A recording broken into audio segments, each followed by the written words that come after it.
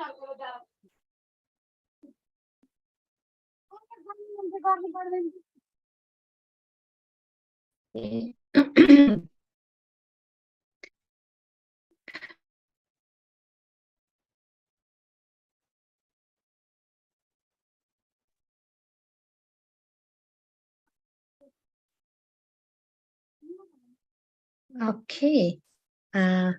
there you go. Welcome everyone. Jai Mohanji, all who are joining right now, welcome. We are also now live on Mohanji and I YouTube, so that people can join us even on YouTube. So, okay, let's see. We'll give few more minutes for people to join. I think this timing is good that most of the people in most part of the world can actually join us. How are you all feeling today? Michael, you're sipping your coffee, tea. Lovely sunshine wherever you are. Yeah, I'm in South Wales in the Swansea Valley, and it's like summer. So I'm sitting in the conservatory. Wow, yeah, I can see that sunshine on your face. I mean, it's London also is really sunny. Nice day. How are you, Linda? How is Netherlands? Hi, Sava. Yes, Netherlands is great. We had a beautiful satsang this morning, so I'm still glowing. And fruit tree plantation drive yesterday, 31 trees. So wow, I'm still amazing. in the afterglow. Amazing. Hi, Anu, how is Lake District? How is? No, I was saying, Anu, how is Lake District? Oh, Lake District is fine. At least it's not raining, so I'm grateful. There is glimpses of sun, but if it doesn't rain, it's a good day for us. It was raining and storm yesterday in Aberdeen in our MCB. Yeah, we had as well. We have similar weather to Scotland most of the time. Yes, so I hope then today MCB Scotland is good. Dry, at least dry. Yeah. Thank you. Hi, Amrita ji. Jai Mohanji. Hi, Jai Mohanji, all of you. Yes, here for a long time. Yes, Linda good to also see for a you. long time I'm seeing her. Good to see. So how is India? Now it's evening, Yeah, of course. it's getting hotter because the monsoon, I think, just passed. So Yeah. the days are getting hotter now. Right. You're getting ready for the Navratri. Yes. Waiting. Wonderful. Who is Seven Seas? What's your name? Sorry. Hi, Namaste. Namaste. I'm from Nepal. Nepal. What's your name? My name is Ghanshyam Pokhrel. Ghansham. Okay, I'll just change your name so that we don't call you Seven Seas. Ghansham from Nepal. Lovely to have you, Ghansham. Welcome to our group. Yeah, and we hear from so much work that's happening in Nepal. Wonderful. You guys are doing amazing. We are just trying something, not doing actually, because we are just following you all. Yes, I mean, you had the opportunity, a great blessing to have Mohanji there. There you go. Ulla is here. Speaking about Nepal, Ulla is our, keeping the flag up there. And she even, I mean, not just alone, of course, we are a team, but bringing Mohanji there and all the people in Nepal meeting him, I think you are all energized. Yeah. Hi, Ulla. Mohanji, good evening. Hey, Mohanji, nice to see you here. Welcome, Ulla. Welcome. Thank you. Wonderful. It'll be really nice. All the others who are there, who have joined here, you can please switch on your video. It'll be good to see each other. And we feel more connected that way. So, Okay. Shekhar, hi. Hi, Hi, ma'am. Rashmi. Hi. Don't call ma'am. This feels like office if you call ma'am. Hello, Vasuji. Hello, Rasik bhai. Welcome. Hello, Welcome. Jai Mohanji. Jai Mohanji. Jai Mohanji. Okay. 8 minutes past, so let's start. For our YouTube viewer also, welcome everyone. Namaste, Jai Mohanji. I am Subhashri.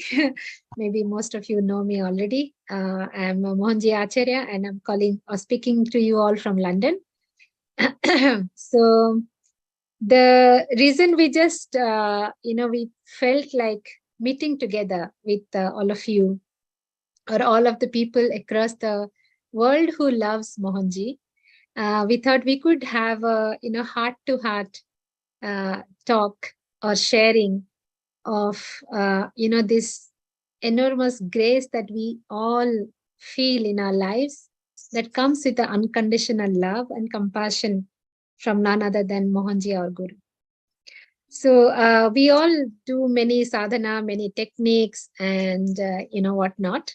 But it's very rare that we get together and express our sincere, experiences or love towards Mohanji, the grace that we feel from him.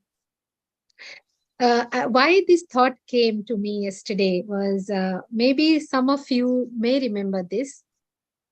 Last year, this day, 7th October, Mohanji had met a head-on collision of his car in Slovenia. And, obviously it's only the grace, his own grace for us that he is with us physically.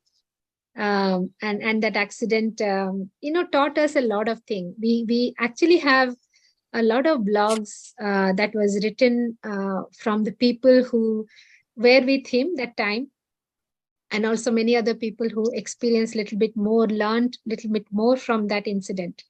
So I was talking to a few other people yesterday, reminding ourselves about that. And it really brought me, shivers in my body just to even imagine, in the wildest of imagine, to think that when Mohanji is not physically with us, even till date, that incident or that situation coming to this stage where Mohanji is not with us physically, brings me really chills. I don't think, personally me, I'm ready yet to be in a world without Mohanji's physical guidance, his physical presence.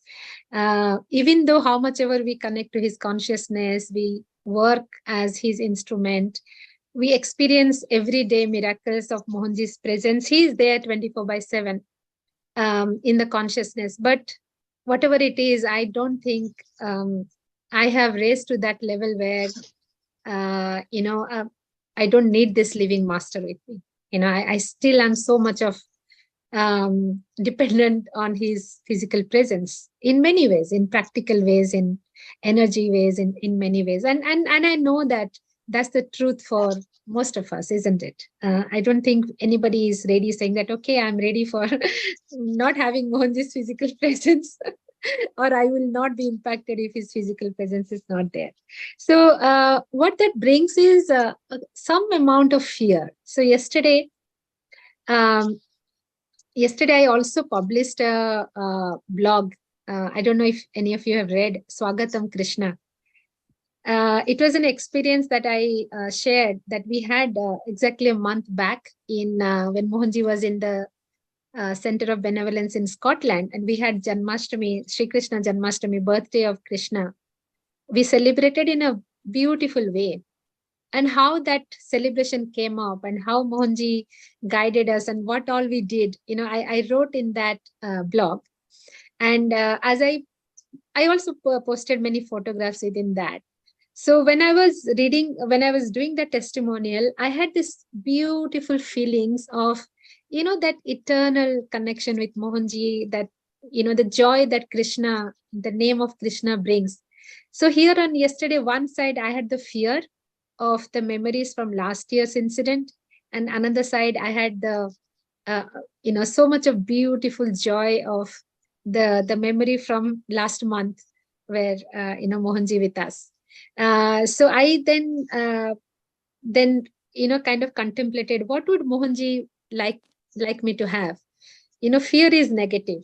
I would rather replace that fear that I have in my mind with the feeling of joy that Mohanji is with us, in consciousness and physically. But one lesson that I want to carry forward, also what we learned from last year, is that Mohanji's time in the earth, Mohanji's time with us, every moment is important. Having a living master has come to us probably after many lifetimes sadhana or penance.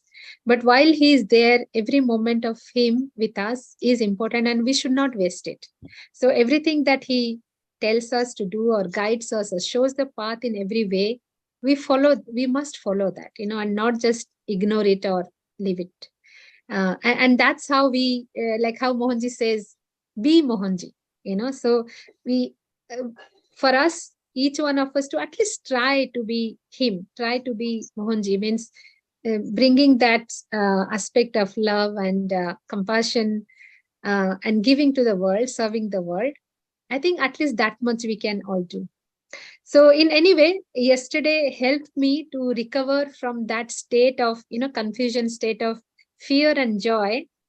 I could actually, what I did yesterday, to be honest, I went back to the Mohanji Chronicles and I read all the blogs last year. There were 4 blogs that people wrote.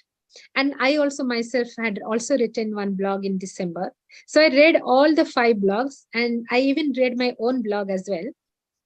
So which took me to that situation, but also helped me to come out of that state of fear. And then I read yesterday my own blog of this Swagatam Krishna 2-3 times. When I read it, I was feeling that moment myself again, and watching the photos, I was feeling those moments again. So it really helped me to come out from that situation of fear and insecurity and anxiety of losing Mohanji from our lives. So that's when I was inspired to call upon this meeting or this get together, that each of you can share your own experience, that you have experienced Mohanji's grace in your life. Many of you may or may not have written testimonials, which is okay, but you would have definitely felt, right? So this forum here today, you can all express that, sincerely and truthfully, and without being, with the fear that, okay, anybody is judging you. Nobody judges you. Here, this forum, you can express what you have experienced, or what you have felt. So that's why I thought, please request all of you to come and share, and each one of you without any fear.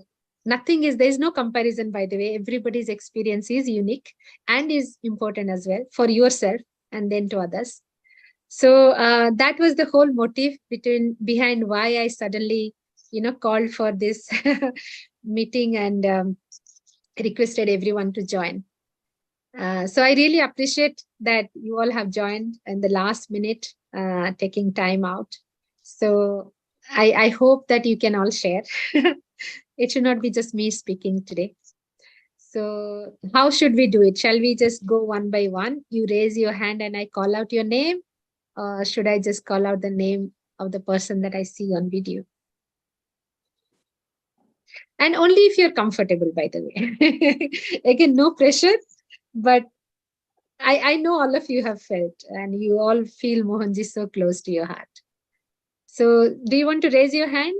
Whoever wants to go first?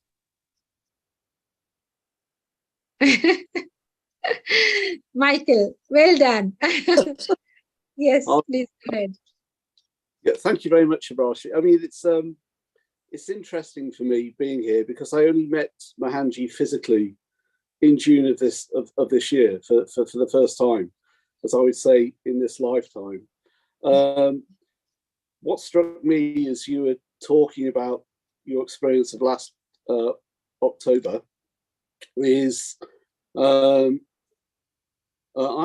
been a devotee of Sati Sai Baba for many, many years, for a very long time. And of course, in 2011, he left his physical body. And I just remember the feelings at the time where grief, but I have to say a lot of anger around that, in terms of, oh my God, he's left. He was supposed to be here for at least another 8 or 9 years, according to everything, you know, that I'd read about him being here till he was 96 years of age. And then you get all the rationale around that in terms of, oh, moon years rather than sun years, etc., etc. He's gone when he went. I mean, since then, I've watched Mohanji's video blog, which was on why did Sati Sai Baba leave when he left, which was really, really helpful. So, but what it did do is that it sort of forced me out of my comfort zone, in terms of I could no longer rely upon the fact I could go to Putta Party, or I could, you know, physically see Sai Baba. I had to up the ante in terms of my sadhana, and get really, well, I was always serious about it, but I had to just basically go within and find that essence of Sai Baba within me. And it was a real wake-up call eventually, when I came to terms with the anger and all the grief, etc., that I felt that, you know, that was really necessary. And since then, of course, you get signs that Sai Baba hasn't actually left, which is a blessed relief.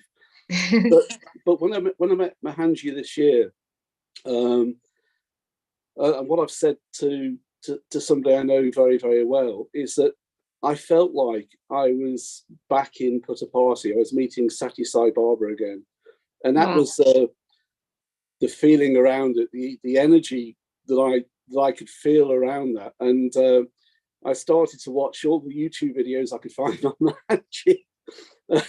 I just basically binged on it. And the reason for that is because when I left Scandavale after having seen him at the Pranapatista for the first time, when I used to close my eyes to meditation, Mohanji's face was there, which was a shock to me, because, you know, I normally focus on Sati Sai Baba, but Mohanji's face was there and it would not go away. So I've done a lot of, you know, the last few months, a lot of reading, a lot of watching videos and stuff.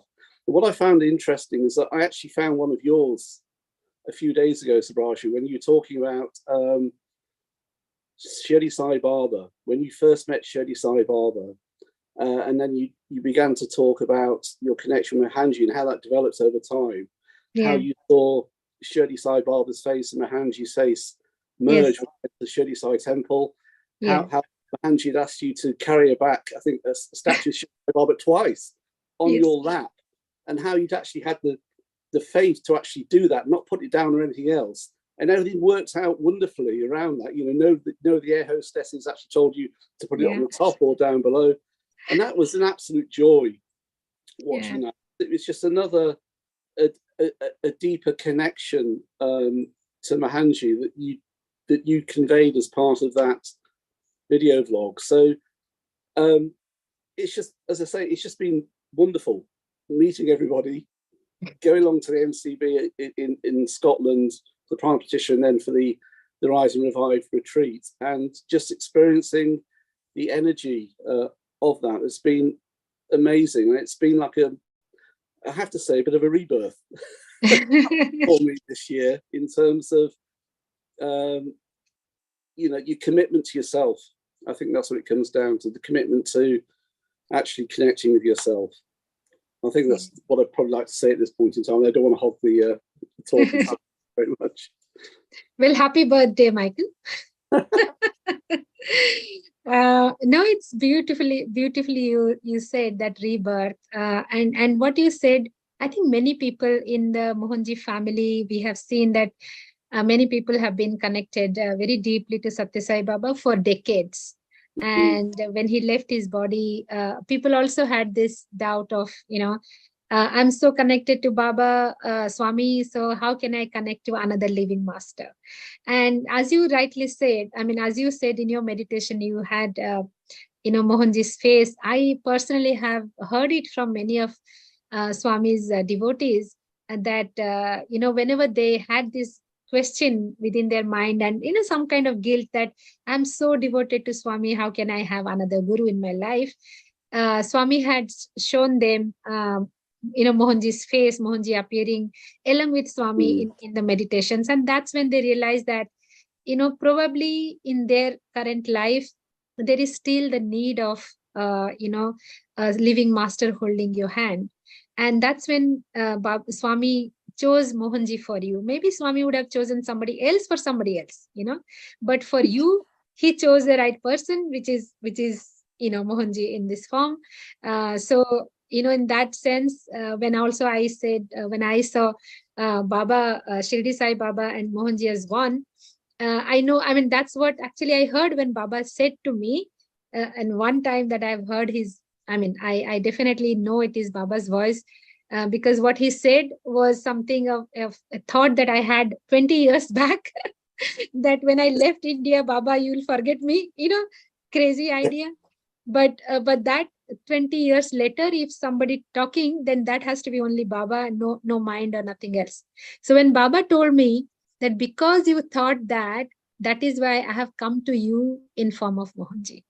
Now, it took 20 years for Baba to come to me as Mohanji, because I had to be eligible, right, in a sense, to for a living master, for Mohanji to walk into my life happened because when it was the right time, and of course it was the most auspicious day. It was the day of Rath Yatra, Sri Jagannath Rath Yatra, when I first had, when I first physically met Mohanji in this life. So, I know for a fact that when a living master has come to our life, it is not by chance. It is your eligibility, it is your sadhana, it is for a bigger purpose. Whatever that your purpose is, everybody's purpose is different, but it is certainly for a purpose that the Guru has come in to fulfill that. And once we realize that, all the questions falls apart. There is no questions, no doubt, just the fact that, we are so blessed, that gratitude that, my Guru is holding my hand, or in fact, my Guru is carrying me and will take me where I need to reach. So once that faith is there, everything else, all hindrances, all the usual day-to-day lives, mundane life, that will happen, that will keep happen, and let it happen as well. But one truth that remains strongly is that my Guru is with me, my Guru is holding me, and I am in the most safest, most protected, most sacred space as well. Nothing can touch me in that space, and then I can make my journey wherever I need to go. So yeah, beautiful to hear that from you, Michael, and it was always lovely to have you in MCB. We look forward to next year Mohanji coming. But thank you for sharing that with us. It will be also lovely to have a written form. If you can send a testimonial, we'll also publish it. Okay. Thank you. Okay, Arati. Would you like Jai Mohanji. Jai Mohanji, Arati. Yeah, I felt like after hearing Michael's kind of, talk about Swami and after what you said, Subhashri, I felt that that's a nice segue for me, to talk about my experience. It couldn't have been more, I guess, opportune. So after Swami left his physical body, I in some ways kind of, aspired to have a physical, master. I felt I needed a physical master, and low pop Mohanji last year, into my life. I mean, there have been numerous, occasions of his grace and protection.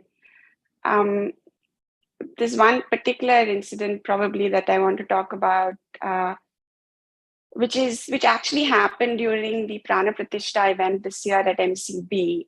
And I guess, a big part of kind of Mohanji coming into my life since last year has been kind of facing myself with, with all of my, weaknesses, pluses, and really trying to kind of start addressing them, right? And it's, it is, so he's a good taskmaster, but it's the right taskmaster, I guess, for me.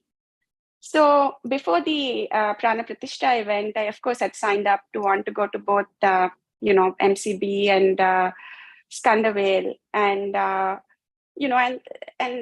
something really kind of touched my emotions or ego at one point where I felt, I wasn't feeling inclusive enough, and that night I cried, and I was like, Baba, is this what you wanted, and then, and a lot of things were kind of emotions were churning in my mind, the next 2 days. And I was like, should I kind of prepone my trip? Should I do this? Should I do that? But I also let it kind of obviously stay because I didn't want to react,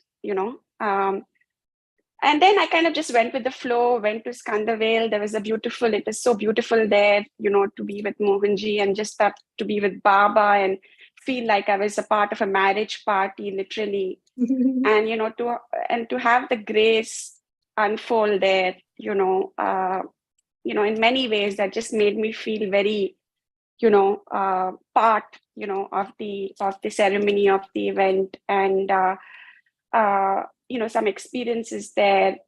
And then, some of us got the opportunity, when we came back from Skandavale, to almost immediately travel to MCB on a flight with Mohanji, and, how often does that happen, right? And it's and there was like complete recognition that, the divine had heard the way I felt, right? And it was not all in sort of vain. So Mohanji was giving me a lot of kind of, attention or, reassurance. He saw me and I met him at the airport, he was like, he took that step to kind of smile at me and, greet me. Then when we landed and sitting in the flight, I felt we were all part of his, like, Sena, Yeah. Then we landed in Aberdeen, and then, I was waiting for my baggage in the carousel, and Mohanji and you were on the other side. I still remember waiting, and Mohanji from that end, looking at me and basically waving, right? And smiling, and then kind of, next morning I was at our center. And then I started off, the kitchen. I was like, okay, let me just start off somewhere. And I started off in the kitchen. And then somewhere I was thinking, will Mohanji come here? And then low pop, he comes, and then he asks me, so you're doing seva in the kitchen? Almost recognize. Are you cooking? Are you cooking? Yeah, he was like, almost like, you're doing something, right? Like I know about it, and then, him kind of asking for tea, I was kind of helping manage the tea stall, and couple of instances where he asked for tea, and, that was all very kind of touching, right? And then just how he kind of, and then the entire experience, all the other experiences then that ensued, as part of the Prana Pratishtha, which was such a beautiful ceremony, and just being there and all the kind of, the touch of grace there, I had no doubt that, grace, I wouldn't want to say overcompensated because there is no comparison, but, it left me with, very sweet. It made my state very sweet, and I felt very touched. And it also, there were lessons learned, of course, from what I went through, which, I think, I've taken on board one step at a time, but, which allowed me to take her on board. So, it's one incident that kind of, has been with me, and I probably shared it with maybe a couple of people, not many, but I'm glad that, I had this opportunity today to talk about it. So thank you, Mohanji. You are now feeling included? Definitely. Yeah. Wonderful. It's amazing. Also, yeah. Sorry, go ahead. Yeah. I said it's amazing how Mohanji, hears everything. He listens to all your thoughts. You may not tell him directly, but he listens, and then he makes sure that he addresses that. Yeah, yeah, definitely. He may have a very tough exterior, and I may find it difficult to speak to him, but he definitely hears and responds, and takes care. Yeah. Yeah. No. Yeah, he's even exterior also, he's not tough. Tough as in like a bit stone face. A bit stone face. Even after he smiled at you. Even after he smiled at you and hugged you and waved you. Okay, I'll try to change that. Yeah. No, he's very soft. He's very sweet. I have no doubt. Okay. Thank you, Aarti. Thank you. Sorry, I had to be, his lawyer. Of course. No. Okay. So who is going next?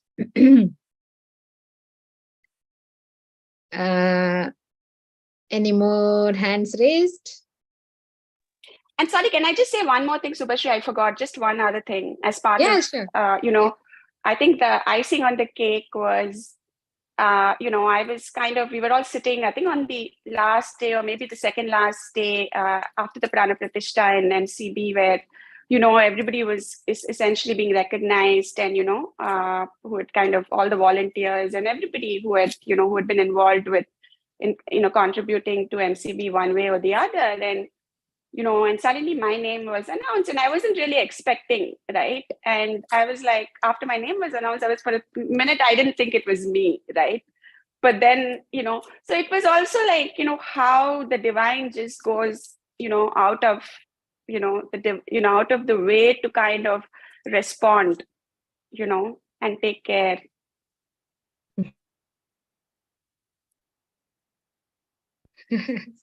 Definitely Mohanji does that. Mohanji definitely. Can you hear me?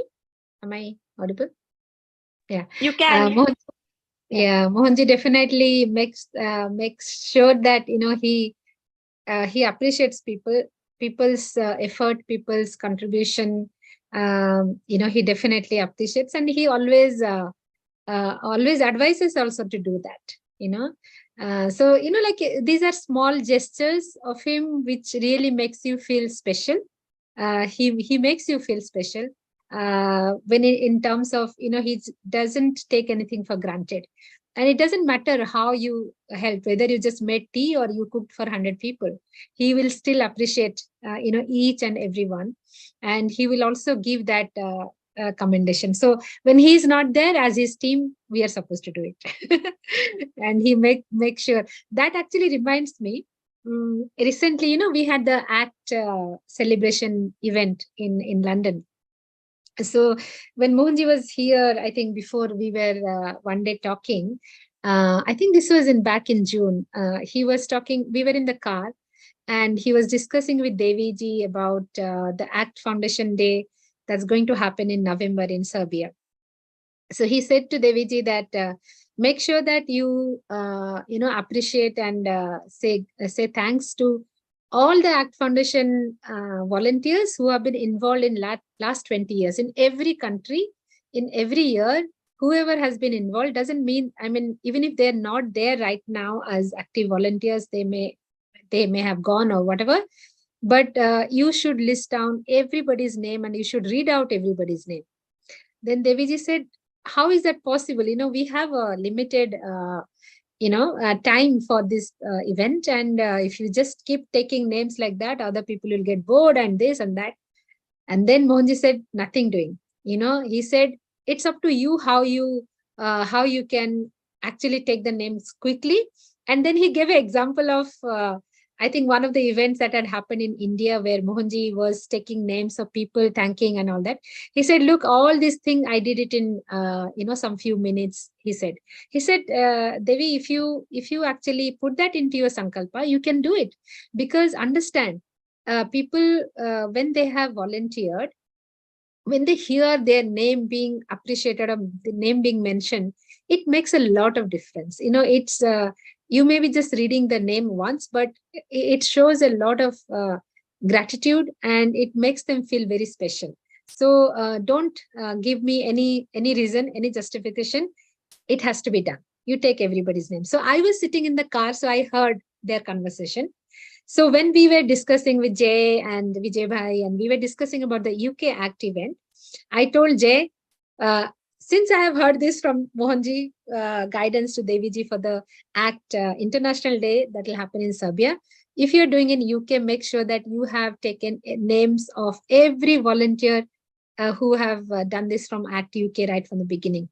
He said, do you know how many people that would be? I said, yeah, I'm sure there will be lots, but I will. Then I just kind of narrated what Mohanji and how Mohanji had said to Deviji. Then after he heard that, he was fine. He said, okay, if that's how Mohanji says, then we will do it for sure. And so when the event happened, they did, he called out each and everyone's name. He had invited, sent invitation to everybody, all the volunteers. Many could come, many could not come. But he made sure that, he took everyone's name and invited them on the stage. So it took us quite some time. But later on, we have received messages from all those volunteers saying that how important they felt, how special it was that their name was mentioned and they were called to the stage and they could come. And of course, Mohanji was present. So it makes it even more important, because many of the volunteers don't get to meet Mohanji so closely, right? But they all have been contributing and doing the work, doing the seva for years. So it did make a lot of difference. So when we got the feedback afterwards, we all realized that sometimes such detailed thing that Mohanji says, we would not even think about that Mohanji can go into such detailed instruction, but it is for a reason. And he always thinks about people, like how everybody, is satisfied, is happy. And this was really amazing. This is one practical guidance. I mean, there are many practical guidance he also gives, but this was one such recent thing that happened, which I kept saying that, it was reassuring that when he says something, don't ignore. If he's saying something, it has a much bigger impact. And so definitely. So he's always thankful to, the kitchen team who served, everybody actually who was serving in the retreat, in the MCB, so yeah, that's what drives, that's what inspires us also to express that.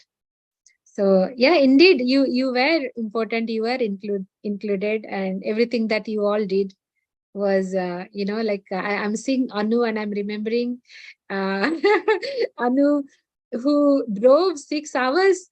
Anu, I will add you to spotlight now. Who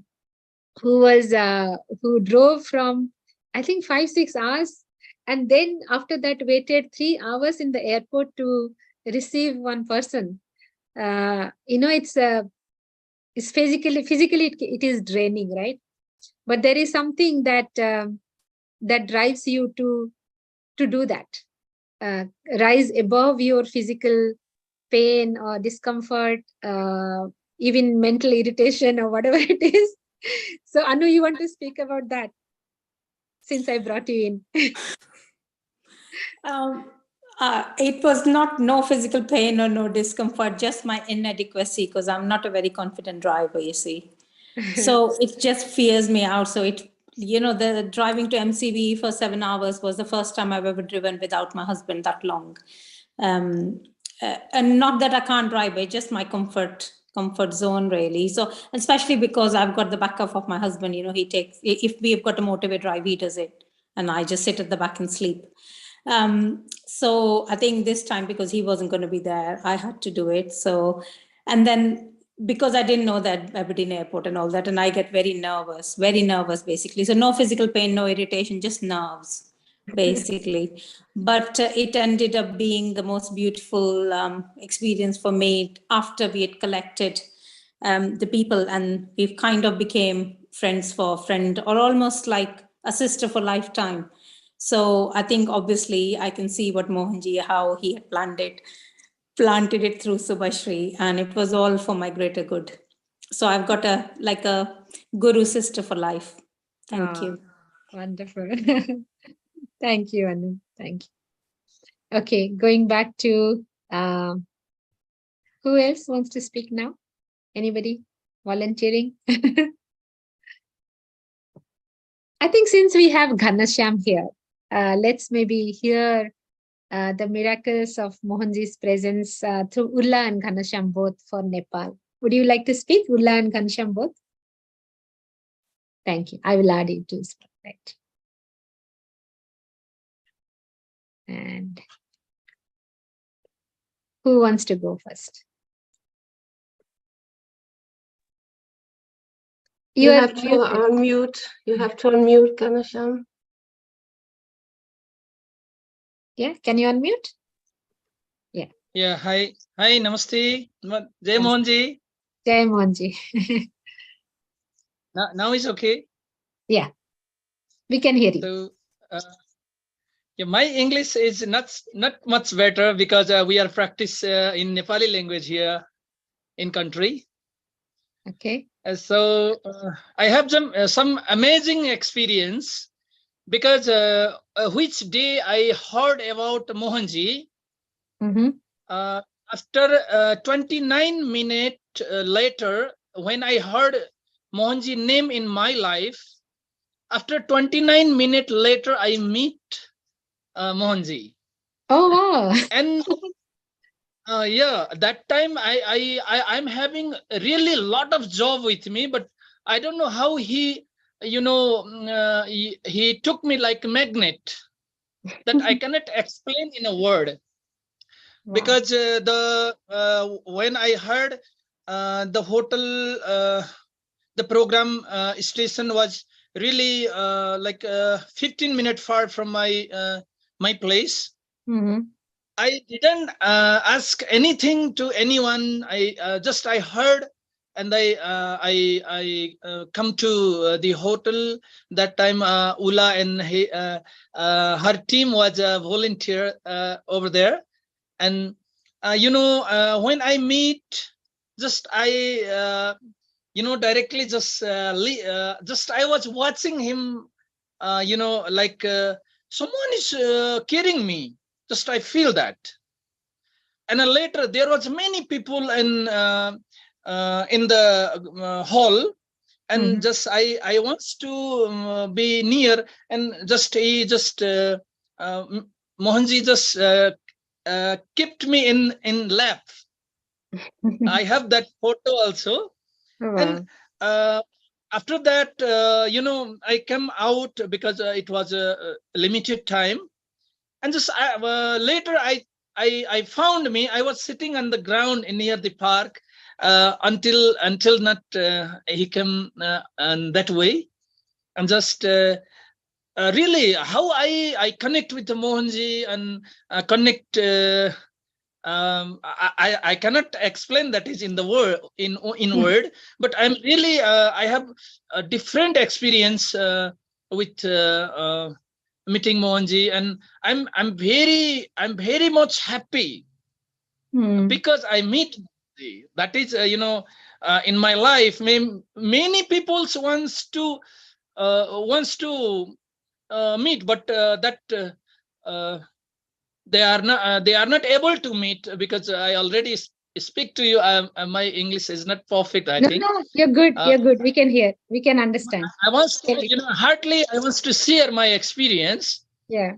It was really amazing. I never feel that, even many people want, they cannot meet like easily like me. I'm that person. who meet Mohanji very easily, and I found someone is going to care me in my life. I feel that. I don't know how is it. I cannot that that feel I cannot explain in a word. But really, someone is going to someone keep me in lap, and someone going to care me. And I found my like a someone showing me the way, which is right way, and someone is showing me which is right path, and someone is showing me, telling me that is what is the right work. Almost I have a lot of things, but I cannot express that in English totally. So thanks for giving me time for this meeting, and hope you very much. Because you are older experience. You have a lot of experience with Mohanji. May we can feel in that, not in word, express in word. Just we can feel our body and our future activities. We have to show that is what we have received from the Mohanji. In my opinion and in my perception. Thank you. That's wonderful, Ghanashyam. Thank you for sharing and not being, constrained by your, like as you said, lack of speaking fluent English. But, you spoke well. You spoke very well, and we all understood. Also, the feelings that was coming when you are speaking, sometimes feeling actually speak much more than the words. And I'm sure everyone in this group, all of us, felt that. Because, Mohanji's, the feeling about Mohanji is really incomprehensible. We cannot put that in words, how much ever we try. Yeah. But feelings speak. Our face speaks. Our the sound in the voice speaks. The vibration speaks. The energy speaks. Your aura speaks. I have taken a screenshot when you were speaking on your forehead. Maybe it is just light or whatever, I don't know, but on your forehead, I could see sitting Shiva. And I'll share this screenshot. I just took it because I just saw it so clear. Shiva in sitting pose, that's on your forehead. So that, it doesn't need words. It needs energy. And you emanate that energy, Ghanashyam. You are right. 8 billion people in the world today. Maybe only few thousand people have only heard about Mohanji. In that few thousand, in many thousands people, only few hundred people have seen Mohanji, met Mohanji. So you are one of them, and many people wait for years to meet Mohanji, or even come to the closer, even if they see from far. Coming to a closer interaction in a small group, having that direct talk, it's not ordinary, now I realize, every I feel that. It's so how you have got it. Can I share something? Yes. Because when I meet in the hall, then the third question I like to, not my question, I like to know about something. Then I share some point because I join with the I like to know that it's about the witness, and I heard that is on. I speak some word that I forget, and almost 23 minutes, Mohanji explained about the word, and everything goes on that topic. Everything becoming that topic inequal. So everybody, what they have to receive, they got from the, so that time really, I already explained to all. I cannot explain that moment in a word. Just I can, feel that. And later, almost every activities about our country, I like to participate, but I have many things that is I have to did further, because I am a grihasti person. Yeah. So I have to manage many things, but we are trying from our Seva group, and almost I like to thank you, Ula, because she's really trying to do something in Nepal, and do something by the Seva group, and do something by the Mohanji Foundation. She's trying from the every many ways. She wants to try, because we are a little bit far from the our places, and I think this is a place of Mohanji. We meet from different country and different society, different Background. Backgrounds, and almost we join for, in foundation. That is great, and as we call this another we call this another as one, global family. I like to share that is I got a diksha, that is my name is Guru Kripa, Dikshit name. I got my name is Ghanshyam. My legal name is Ghanshyam, and I got a diksha that time. My name is Guru Kripa. Mohanji gave this name. A little bit before, and when I meet Mohanji, and I feel that is, oh, this is the Guru Kripa. That I feel that time something there is in Guru Kripa. So some I think who knows about the Hindi and Sanskrit? It's grace of Guru. Those people. Guru Kripa means grace of Guru. Please, you explain, because I cannot explain that much better. And I have really amazing experience with Mohanji. 29. I heard the name. Then 29 minutes later, I found him. I meet him. I was in the lap of Mohanji. So I feel really, I'm really great person in this planet. Thank you. Definitely, no doubt about that.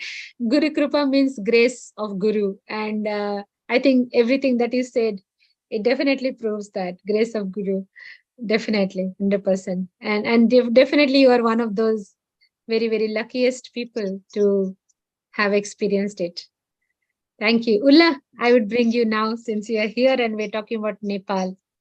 Please share some grace of Mohanji and his love, his compassion for this area. Oh, I really don't know where to start, because I mean, for 5 years now, it's been grace, and my life has completely changed.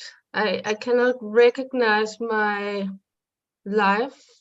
I cannot recognize myself from where I was, like before I met Mohanji, before I met Mohanji family, before I met Subhasri, who played a great role for me also. When I first came to know about Mohanji, my life was very turbulent. I had some serious serious what can we say, serious obstacles. I met Mohanji in Rishikesh, but after that I still had some karma to go through, and it was really serious obstacles in my life where I had to take a lot of decisions and throw away a lot of things in my life, and it was not easy. But Mohanji, he brought Subhasri in my life to support me. I'm always talking about this because it's so critical for me that I met Supersri. She came to Copenhagen. We were together like every week or every other week. What was it? I can't remember, Supersri, but it was like having a personal guide, and everything that Supersri would tell me, I could just feel it came from Mohanji directly. So I was really fortunate to through Supersri, through Mohanji, have the strength, and they back me up to make some changes in my life. I had to, in order to be true to myself, in order to go on this path, I had to divorce from a very bad relationship, and it wasn't easy because the other part, he did not really agree to it.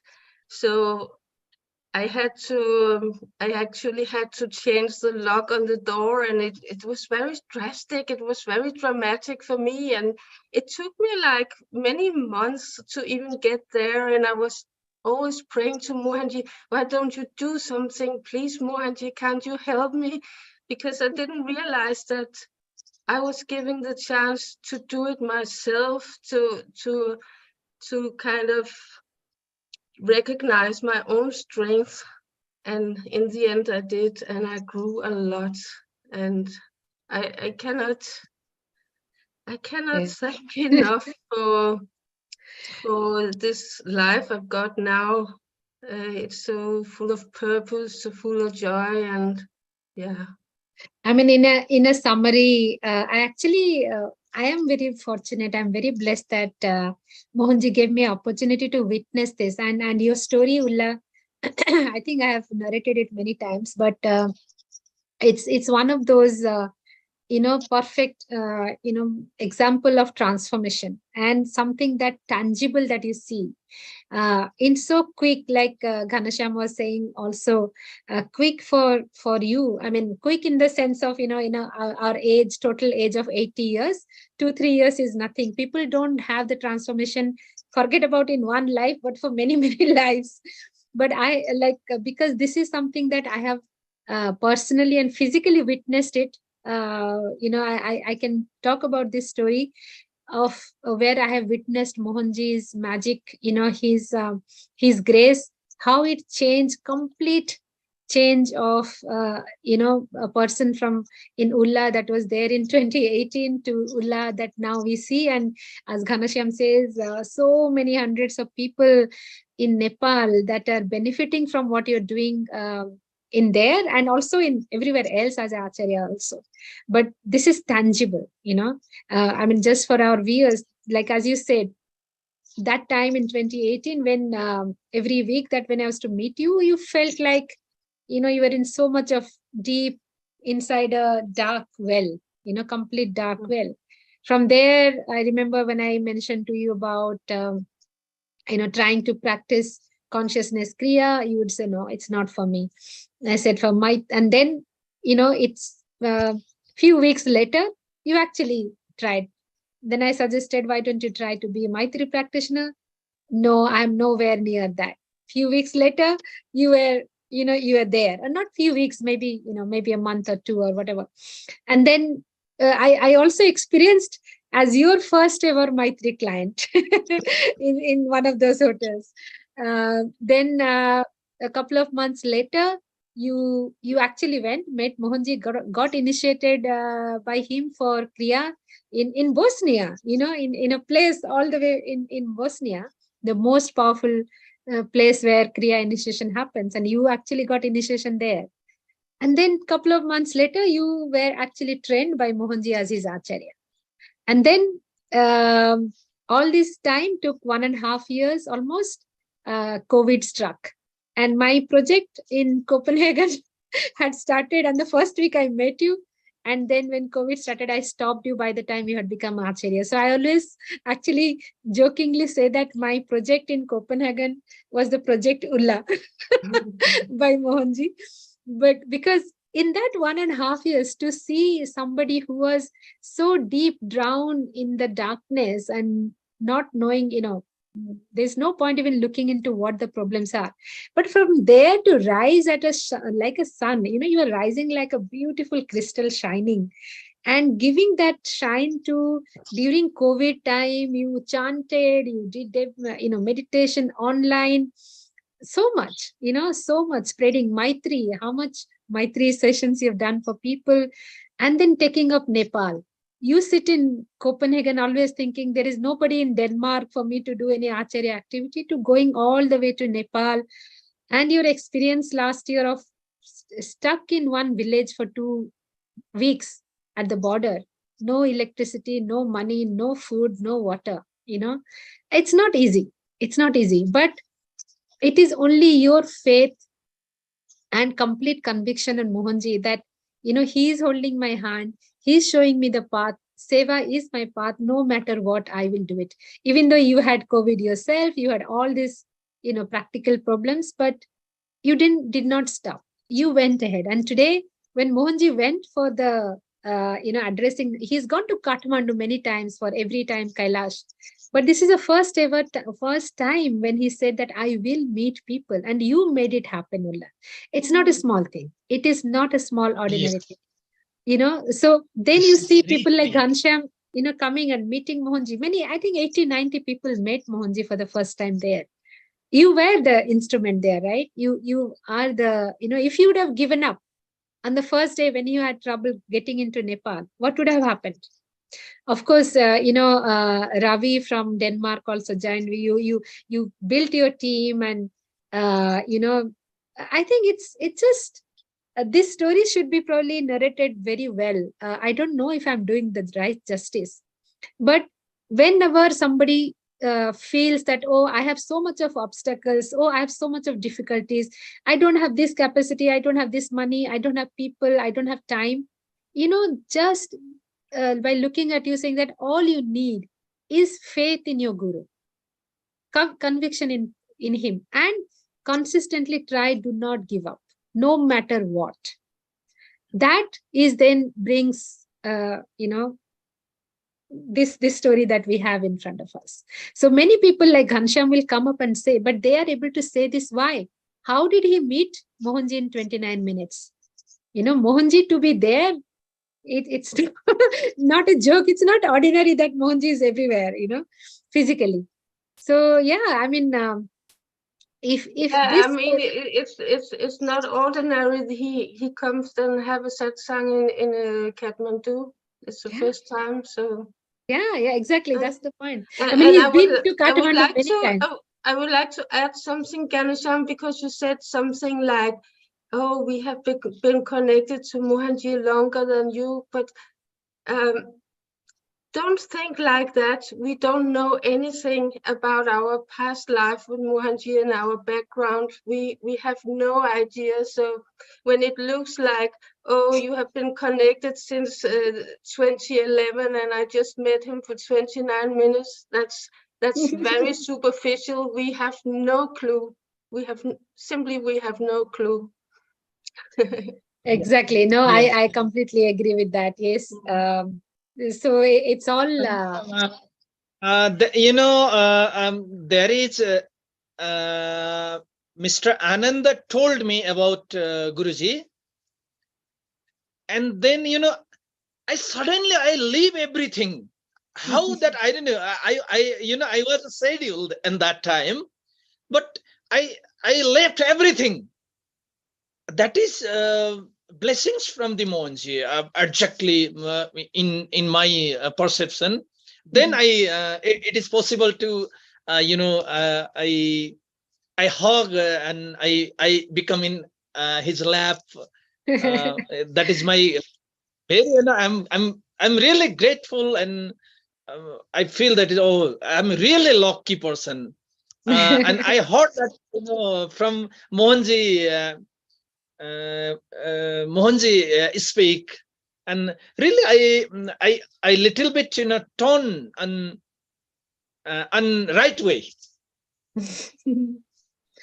Yeah. No, actually, I totally agree with Ulla that she says that, we cannot count our relation or connection with Mohanji by this lives since when we have met. The truth is that we have been connected for lifetimes. And I'm telling you this with that confidence because I have heard this from Mohanji himself. Even for me, this life, I never had, before I met Mohanji, I never had any desire to have a guru in my life. I never had any guru, or even forget about having a guru. I didn't even have the, that understanding in that I should have a desire to, have a guru. And so when he came in my life, it was a shock for me. Is it really that I have a guru in my life? What have I done to deserve this? So a lot of these questions and these doubts were there. And silly me, I even posed this to him. I asked this to him that how is that you have come into my life? So that's when Mohanji said that we have been connected for lifetimes. So if you're not connected from lifetimes, and if we don't deserve, and if it is not for a higher purpose, we wouldn't be meeting him and sitting like that. So all of us has purpose behind it. And it's also a tradition makes it sure that when we meet, when we meet a master of his caliber, there is something that has to be done, and that happens. So we are not comparing each other as to what we do, what that person does, what the other person does, but something that needs to be done happens, because that's the reason why the guru came. So so that's the knowledge, that's the learning, I guess, that we carry. Thank you, Ulla. Thank you. I mean, it's for some it's very difficult to meet a guru, to meet Mohanji. He only had one satsang in Kathmandu, and many people could not come, and many people came, many people met Mohanji, many people left again. How many people are staying? That's also another thing. It's really grace that you feel that connection, because many people come to look and then they go away. So if you can stay, it's really grace. That's very important, actually, Ulla, what you said, to stay, because tradition keeps shaking the tree time to time. So yes, you stay, you hold on to him. Thank you, Ulla. Thank you so much. Thank you for sharing. Thank you. Okay, who is going next? Okay, Anu, you have raised your hand. Please come. Yeah, I just wanted to add on to Ulla's, just wanted to thank Ulla on this platform for arranging that Kathmandu thing, like you rightly said. Lots of people came. My parents and my family came from India. I've been trying, they've been trying to have Mohanji's darshan for a while, since I mentioned Mohanji. And we tried in Delhi, and that the retreat got cancelled. So they were all booked in and it got cancelled. And suddenly I saw this poster, and within like literally a day, the flights were booked. Hotel was booked, everything was booked. And my parents are obviously quite elderly, and they had such a beautiful darshan. And, when I talk about Mohanji, it's quite funny. So I keep telling my mom, Mohanji happened, this happened. I can't ask him this, like he's very busy, or we hardly get to spend a minute with him. So obviously I revere him. So I talk to my mother about him, almost on a daily basis. And then my mom said to me in Hindi, "Tum to bol rahi thi ki aisa hai, waisa hai, baat nahi kar sakte." Mohanji to ekdam samne baithe the mere. So my mother was telling me that you keep making it up. It's very difficult to see him, and he's very strict, and you can't ask him this, and you can't say such things. But he was right in front of me, and he was smiling, and I could ask anything I wanted. Just because you said, I did not say anything. So thank you, Ulla. Thank you so much for making it happen. So it's one of my lifetimes, desire, because they're old and we don't know, how long we are on this earth for. So I really wanted them to have one physical darshan of Mohanji, and that's possible because of you, Ulla. Thank you. Wonderful. Anu, that since we have you here, do you want to share about your desire of, when you wanted to press Mohanji's feet? Oh, yes. Yeah, there's so many desires. I think I'm one of those, I just keep getting greedier as I'm getting older. But yeah, I just had this desire of to be able to, like Subhashri or other devotees would mention, and I'll be like, every time I visualize Mohanji, like people see Mohanji's eyes or anything, but every time I do any meditation or think about Mohanji, somehow my eyes just got glued to his feet. Like whenever I watch any satsang, anything live, all I want to see is his feet. And I'd always wondered what it would be like to touch his feet. That's been my deepest desire. But then I thought there's absolutely no way I can do that, or I can even ask him. And also, I just always feel it's a bit of a, I don't know, like a bit of, verging into his personal space a little bit as well. So, like he's our guru, and yes, we love him, but that is Guru's body, it's very revered. So I can't just do what I like. In fact, I met Mohanji in one of the retreats in London. And even then, when I wanted to just touch his feet, I asked him, Mohanji, may I touch your feet? And he said, yes. So I literally just touched very quickly. But obviously, my desire there did not stop. And I was wanting more and more. And then the MCB Pran Pratishtha happened. And we were just doing normal seva. I think Aarti had finished, and I think we had finished the food seva, and I was just turning around at the merchandise stall, and I suddenly saw Mohanji walking in, and everything has happened. Everything is like, we were wrapping up. So it wasn't like a planned thing, but Mohanji just arrived, and then he sat, and he wasn't doing his satsang because it was all finished. And he sat on this chair, and then people started obviously going and getting things blessed by him and talking to him or asking questions. And suddenly, I don't know what happened to me, but all I decided was that I just literally pounced and just jumped like by his chair, and I sat by his feet, and I got hold of one of his foot. And I can't even believe I did that. I still look back and I think, I don't know what took over me. And I just sat there, just massaging his feet, 1 foot, I say, and 4 foot, then his ankle, this foot, and it was just 1 foot. And I kept thinking, because I'm massaging his foot for a while, it might just hurt him too much, because it can be too much. But I was just too scared that if I tell him, give me your other foot, he might just get up. And I didn't want him to get up, and I just didn't want it to end. And I don't know what people did. People were asking, signing books, and I really do not remember which world I was in. All I knew was I had Mohanji's feet in my hand, and that's where I wanted to be then and forever. So yeah, that was my deep desire. And I didn't even realize how strongly I felt about it until I got hold of his feet. And after that, the fulfillment, I literally felt, it sounds like such an exaggeration, but I literally felt I'm very lucky. I've got a beautiful family, a beautiful child, a good job, everything materialistic, perfect. But at that point of time, I suddenly had this realization. I've got hold of his foot. And if something happens to me now, I'm happy to go. Just extreme sense of fulfillment. And it sounds really cheesy right now, but that's exactly I felt. Obviously, it didn't last very long because I want to see him more and more. But just that point of time, I just had this extreme sense of complete fulfillment, so that I didn't want anything more from my life at all. And in a nice way, in a happy way, not morbidly, just gratitude. Thank you, Mohanji.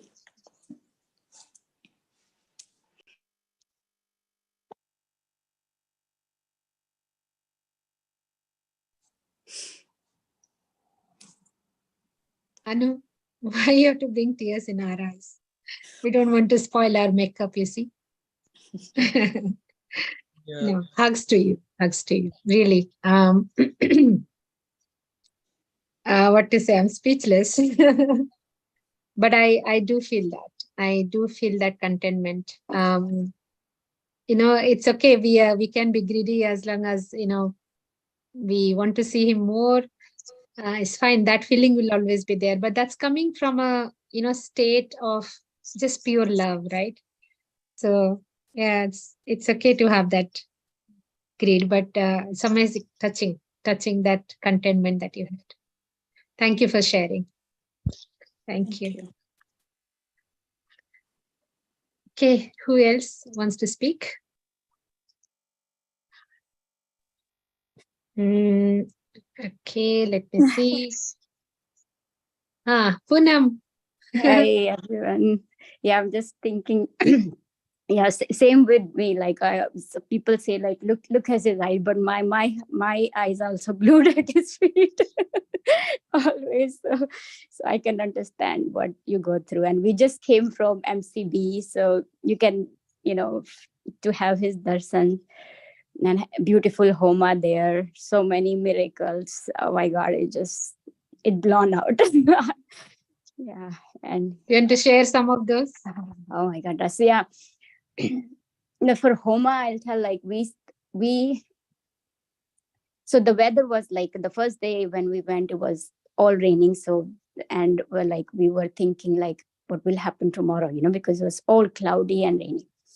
Then Bhavani's like, I think she may have asked the father about, I call him father, so like our father, about like what happens. So like, what you do it in when you have for Kailash, it's like we put an intention and we chanted it.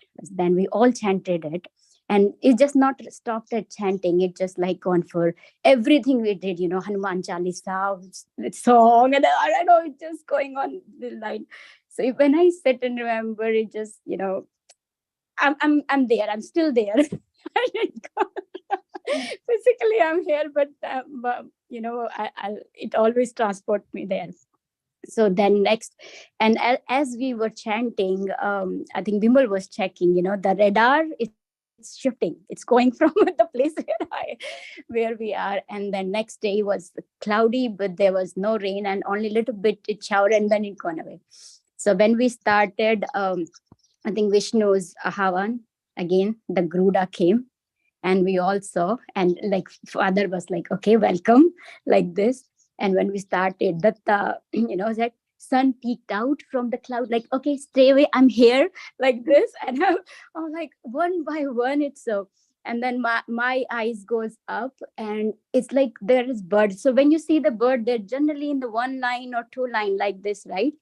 Those birds were all separate, like there was something they were checking and all. And I was like, oh, this is something different. I never seen like this. And I don't know why my everybody is busy chanting and holding their coconut, and I looking there, and then I just look down and they're all gone. Generally it will fly further. Like, what was that? And then after a few days, I read that I think Rajesh have that blog for Mohanji's bodyguard. I'm like, okay, I saw them then, because they're like, totally different, unique. I don't know from where it is, and beautiful, like the Homa, the energy. I can't express in words. Means I said sometime I don't have, even to Mohanji I can't say. The only thing comes out is just thank you. Even I wake up or I do anything, it's just only, just thank you. Even there also, when he calls us, okay, Poonam, come, so I don't know how, I can't speak out, but he understands what what we are going through or what we are saying and all. So yeah, it was just blown out with every moment. Same when I met him in Shirdi, here, everything there. The first time I met him in Shirdi, and we were thinking, we were like, okay, can we meet Mohanji? He was in different hotel, we were in different. And then it's like, okay, let's see that. Literally, he was standing outside, kind of waiting for all of us. And I was like totally blown out. And I said, Mohanji, I'm Poonam from US. He's like, I know you. And I never met, but so literally that entire retreat, he assured it to me 3-4 times. I'm like, stupid mind, stop it now. So I can't imagine all that love. And when you saying not him physical, like and so it gave me chills. I can't imagine, you know, him. So it's so much to share, but yeah, I'll let everyone else share. But it's because I'm getting emotional and with happiness. It's not like bad thing. Yeah, and same with my family. You know, so many miracles happen in my, like my dad is not well, but everybody's surprised that he's not suffering the kind of thing he has. And yeah, so much. Thank you so much. Thank you, Baba. Thank you, Father. There's nothing else. Thank you. Wonderful. Thank you, Poonam. I feel that sense of, you know, the overwhelming feeling that it is coming out, uncontrollable, through your voice, through your tears, and through your, you know, emotions. But this is, I think we all share that feeling. This emotion is uncontrollable because it's so, what to say, so serious, you know, so deep, so deep. This love is beyond that any words can say, as even others were saying before.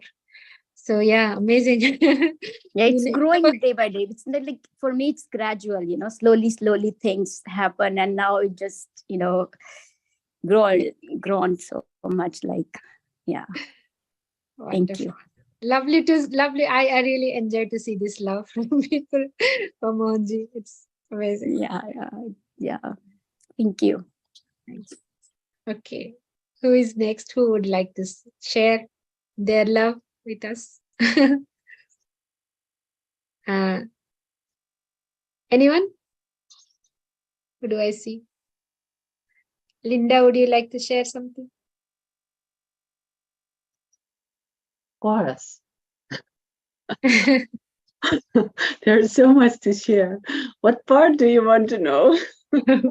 Whatever comes to your head right now. It has been like a roller coaster, you know. The newest thing since like November or October last year, that was the marriage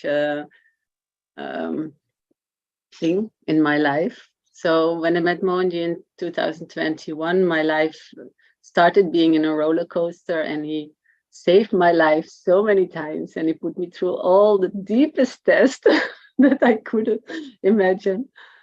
And the last one from this year, you know, that was my marriage. I'm very sensitive to anger and to disharmony. And of course, I thought after all these years of spirituality, I'm over a lot of things. And but then you get tested, and then you see, oh no, I'm not over it at all. So after the empowerment in what was it, October 2022? Yeah. Empowerment. After that, it's, you know, I walked 2 rounds around Mohanji. I asked him that specifically because I might never be able to go to Kailash, and I asked him, you are my Kailash, so please let me walk the inner and outer Kora around you personally. And he said, definitely, Linda, and he allowed me to do it. And doing the inner core and outer core, I'm translating the inner core at the moment. It means that you're ready to dissolve completely. And after all these years of spirituality, I had not many desires left. So I just wanted to go for it completely. And then I came home, and then my marriage got really in a bad shape.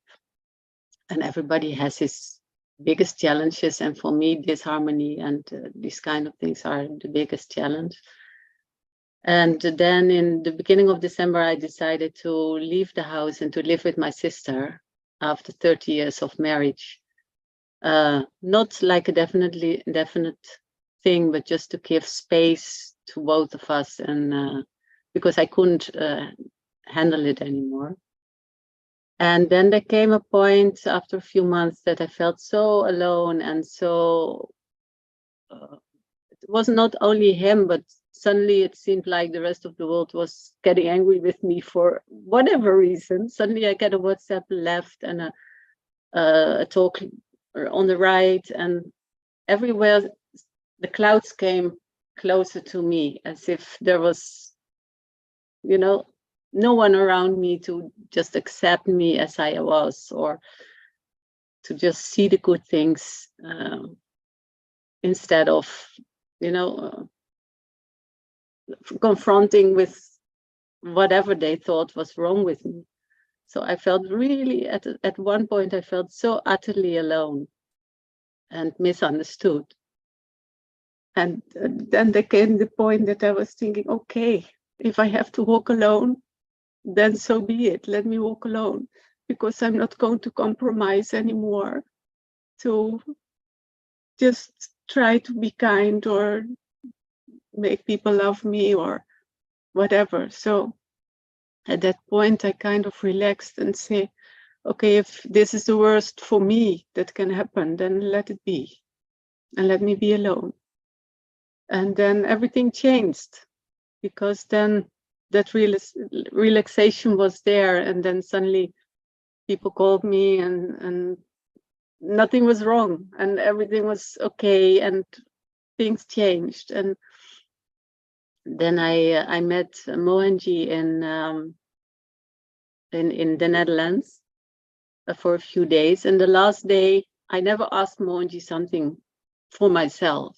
I also didn't ask Satya Sai Baba something for myself, and but I asked for my husband, because he was so stressed and so angry and so outside himself, and I asked for him. And then the moment he said, we were just saying goodbye, and then I said, Mohanji, can I ask you a private question? So he kept me aside for a few meters, and he said, what's going on? And then I said, can you help my husband? And then he said, he looked at me, he said, I'm working really hard on him. And then he left. And he really, really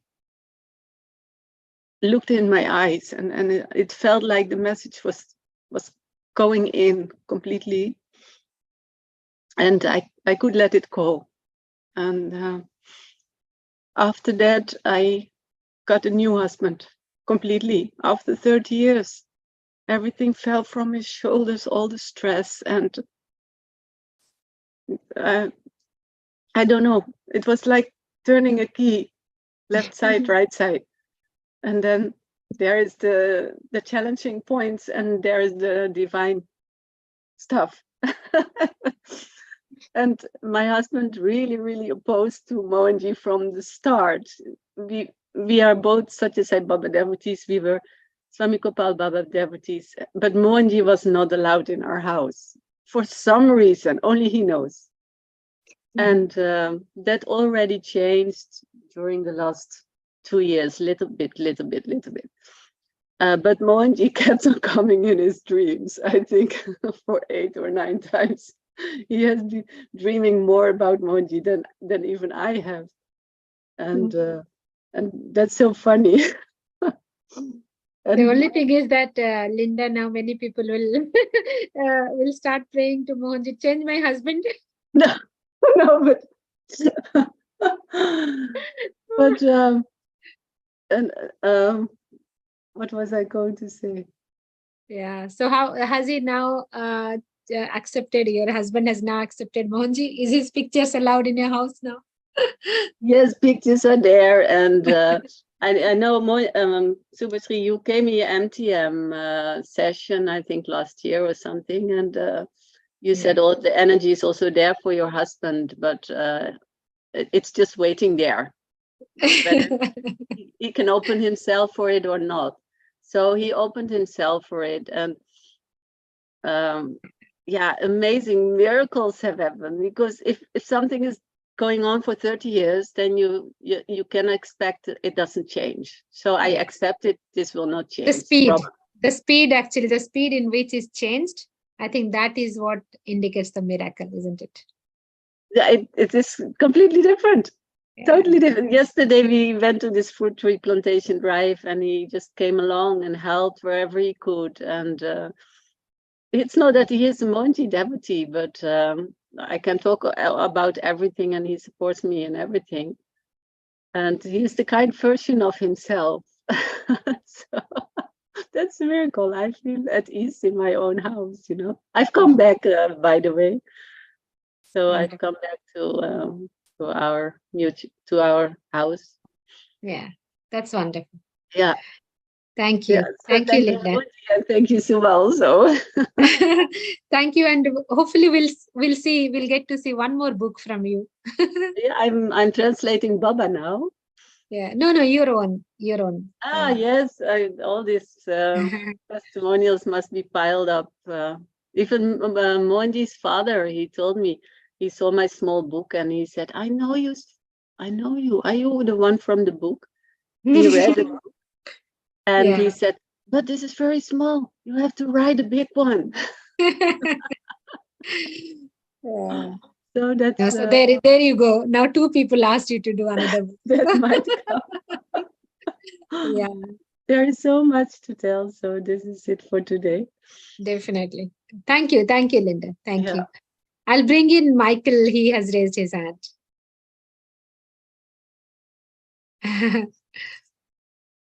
Yes, Michael.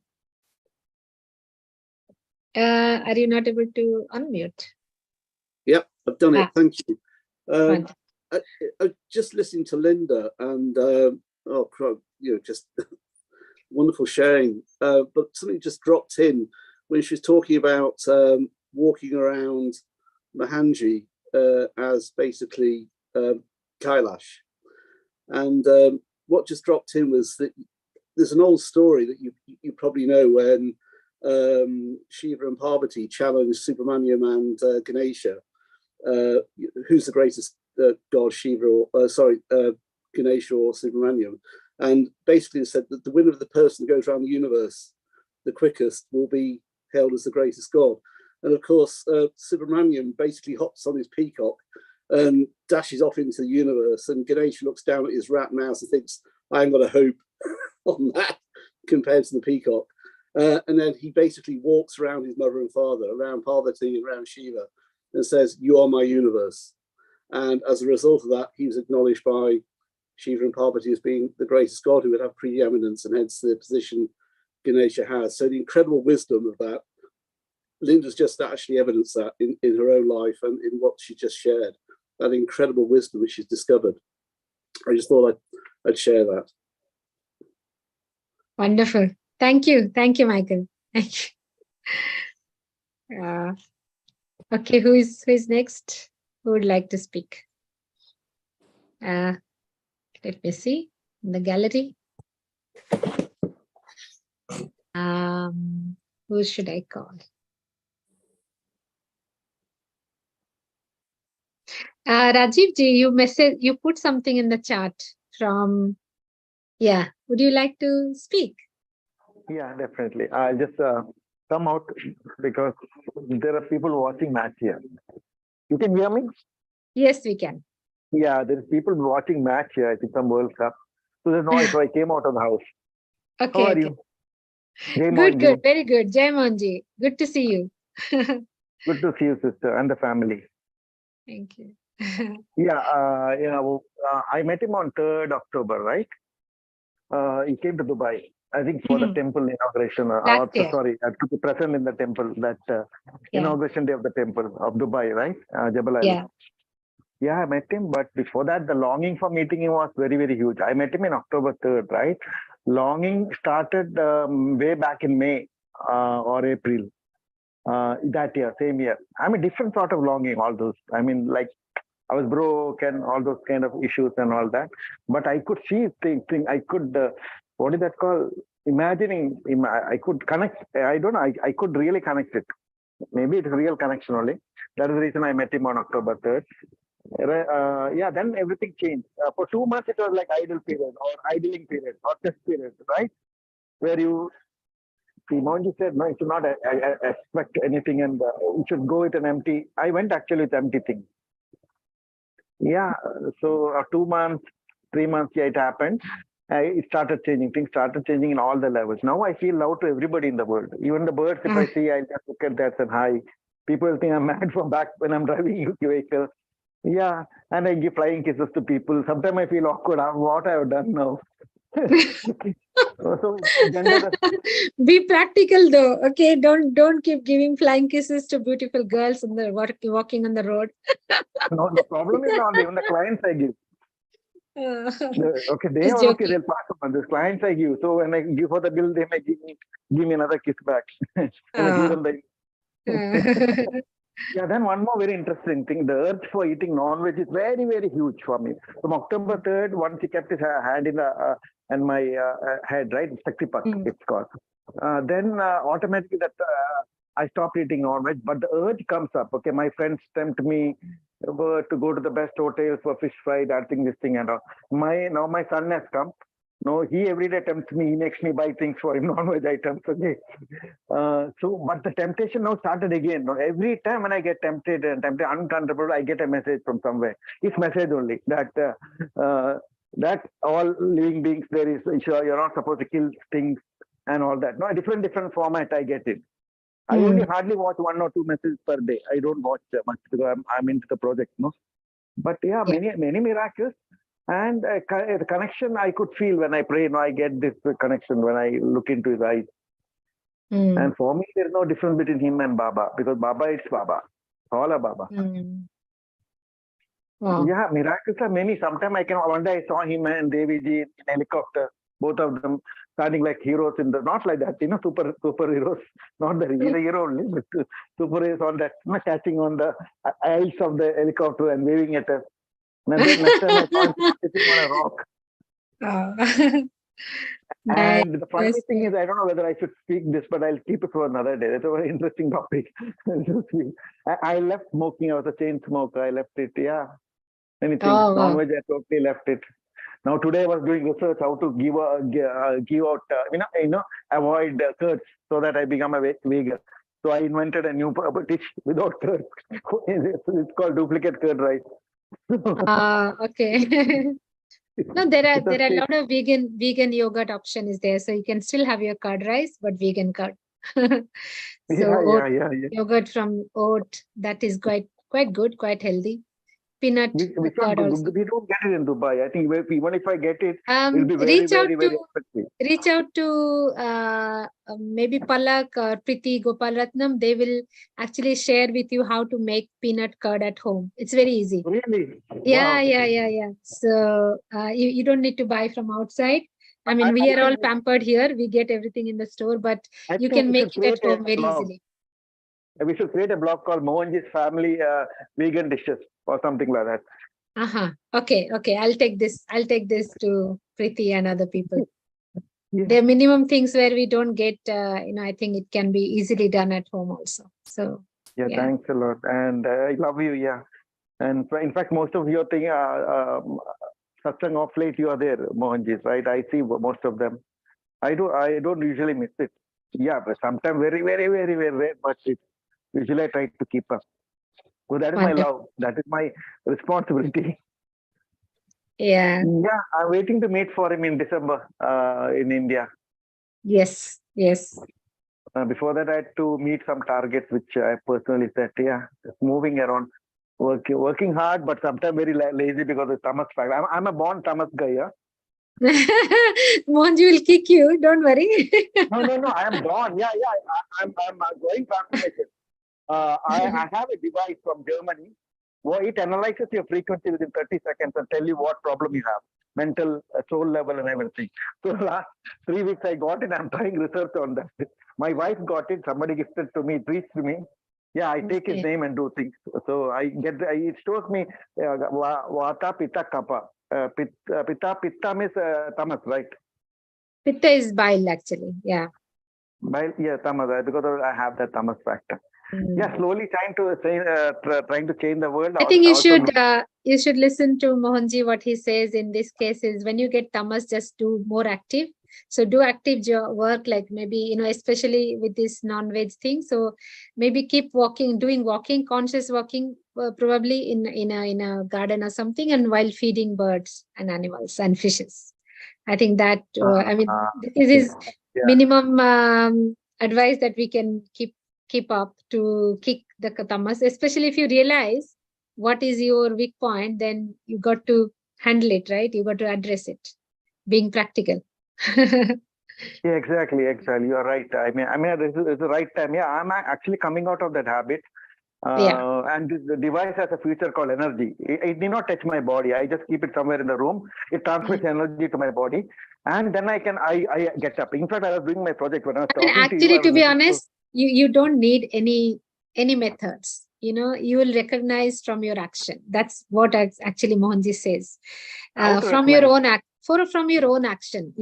Obviously you have already kind of shared positivity through living, believing in non-violence, leaving the non-veg items, and feeling the love that is coming. Now it is all about putting into action. You don't need something external, any machine, any energy, any technique to tell you that, look, this is this. When you have a living master who is telling you day in, day out, rightly on your face, I mean, what more do you need? I really don't believe in anything external like that. I don't need anybody else to come and tell me when Mohanji is sitting there and telling, Yeah, I believe he only gave me that. See. Yeah, absolutely. But it's time now to put that into practice. This is all about knowing, having that realization is great thing, because people don't know. So when you know, Mohanji also has given many simple things, like, just going walk and feed birds. It's good. You and your wife can both go have a romantic walk and also feed birds and fishes. So I do romance with the nature nowadays, with the birds, with the ants, cockroaches. And any flies come, I and wife fight there, whether to drive that fly or kill that fly. I said, no killing. It is all God. God said he is there in everything. Baba is there in everything. Yeah. And you can call it practical or non-practical, but that is my love for them. No, wonderful. Lovely to hear that. Lovely to hear you, Rajiv ji. Thank you so much. It's nice to hear your cheerful, what is that called? Energy. It's called cheerful energy. Cheerful energy. It will remove half of my tummy. Okay, at least you came out and spoke. So that's good. That's good. Thank you, sister. Yeah. Thank you, Rajiv. Thank you so much. Yeah. Bye-bye. Bye. Okay, who is coming next? Who is coming next? Okay, Rasik ji, I see you on video. Would you like to speak? Yeah. Hello, everyone. Thank you very much. Ganesh, he spoke very well, so I just well done. And for me, I joined. I used to do Satya Sai Baba bhajans and things. I used to go and listen to it. So then Rashila Ben said to me, "Oh, there's this guru as well." And then they come about like a retreat. And I've been to his many retreats, and he gets you involved. He talks to you as if you're just like anyone. He's more communicative to everyone. So it was nice to just relate to Mohanji, and he helps you as well, because he's open to discussions and talk, and all his retreats have been very interesting as well, because you learn on a retreat, you learn, and then when you go around also helping, they do so many different things as well. So to help, to start helping anyone in a group or in a session, is to get involved, even if it's the littlest thing you can do, just to do the tables up or help give water or tea or anything. You just get involved that way, and then you just at the retreat when we went to Aberdeen, we helped out put all the saris and that. So we were pleased to do that, and also the Prana Pratishta in Skandervale. That was very interesting. I felt as if I was in India, because all the processions they did, the walking and the playing the trumpet and all that, and it was all getting involved as well. You're not left out of it, you're participating in it. So you're all not just sitting there or standing or anything, you're all participating and getting involved. That's what I have liked about this Mohanji's group and that. And this every now and again, every 6 months, 3 months, there's something different you can do as well.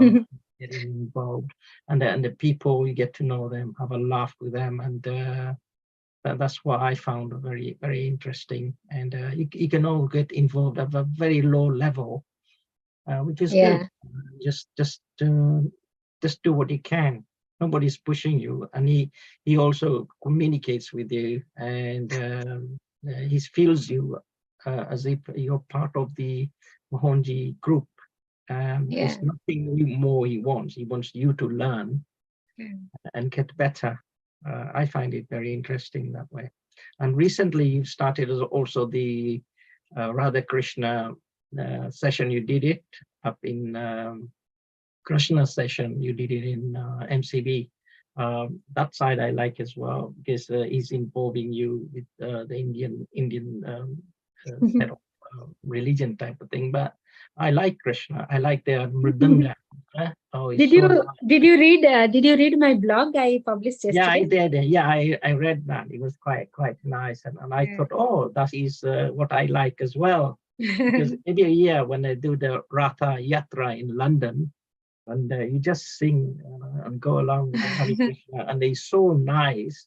And what I like is everybody getting involved, people of all races, getting involved and walking and singing, and then they're dancing, and the ladies in their saris. If you ever have a chance to go to Hare Krishna Ratha Yatra, it's really nice. Spend a day walking. It's exercise, it's singing. The weather is nice, and the children, family, and they're all enjoying. So everybody's involved. Actually, that's what Mohanji said this time before leaving Scotland. He said, every festival here, you should celebrate it in the fullest way, that everybody should wear, you should all wear nice clothes, traditional clothes. You should, properly dress up. There should be music, there should be instrument, it should be, loud. He said, make it like a big dramatic way, that there should be laughter, there should be singing, there should be good food, good dress up. Don't come with this pant and shirt. Don't come in your jeans and t-shirt. So wear Indian clothes, and so you that joy, that celebration is visible, like light and color, and actually I don't know if any of you there in last year Diwali in Serbia. It was also the Empowered 5 time, and it was Diwali. So that one evening we thought it was a great opportunity that Mohanji was with us, and we would celebrate Diwali that night. So we knew earlier that Diwali is coming, so we had planned. I took some sarees from London and Priti Didi also, from India, they also got some sarees. So we gave to all our Serbian girls, like whoever want to wear sari. So here are the sarees and the jewelries and bindis and stuff like that.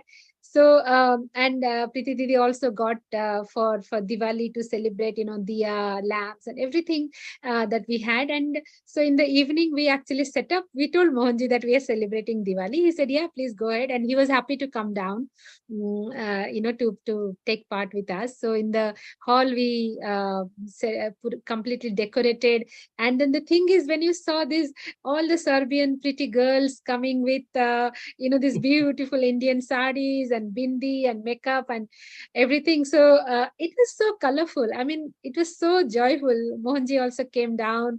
We did the puja. There was Bharatnatyam dance, and then we sang the arati together. We offered sweets and whatever. So we actually celebrated in a way. Mohanji was with us, and then so many photographs. Everybody was taking photographs, and afterwards we had proper Bollywood songs and bhangra, songs and dance, and oh my God, it was a blast. That night was a blast, and the next day we went into silence with Empowered 5. But that night was a blast, but it was amazing. So that's what he said, that every festival in MCB should be like that. It should be full of color, full of light, full of joy, song, dance, that's also another way of to express, bring out your inner joy. So yeah, when we get opportunity, why not? Yeah, that sort of opportunity comes like every year in all the countries in the world, where in Denmark or London, Moscow, and they do these marches, like a singing, rather Hatha Yatra. And it's nice for people like now that COVID has come and it's happened, and the people are more at home, and now they can, opportunities like this come up and march. They're not asking you anything. You just march along with them. Even if you're not doing it, you will feel the vibration. Part of the joy. Part of the journey, and then you feel much better as well. And when we were walking in London, and then these girls, Krishna girls, ISKCON girls, they were walking along, and these other girls were walking this way, and they were just ordinary. And one of them caught hold of them, and they started dancing, and it was so nice. You could just get involved, and it was nice to see that. And then there's the drumming, and you just the rhythm, and you see somebody smiling, laughing, and all that. It's all part of it, and it's nice to see that, because some people don't do that, and it's just opens you up a little bit. So it's nice with the Mohanji group. You can do things, and if you like, if you've got time, and I've enjoyed it with being with the retreats. I've been with the few retreats, and it's been interesting. Thank you, Rasikji. Thank you. Okay, who else would like to speak? Many people have gone off the video. You can come back and share. Okay, while we wait for somebody to come, raise your hand or just come on your video if you want to speak. In the meantime, I remember one thing that I would like to share is that sorry,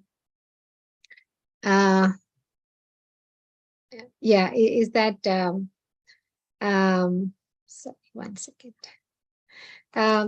Mohanji, this time in Scotland, while he was in Scotland, in one of the satsangs also he was speaking, and he was also speaking to us, whenever we were in a small group. He was talking about gossiping.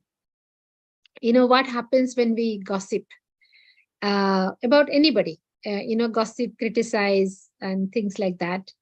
So he said, whenever we talk about somebody in the back, or gossip or criticize, or things like that, without knowing the full thing, then it directly affects our chakras, our energy center, because we block our energy the moment we talk negative about somebody else, or criticize, or things like that.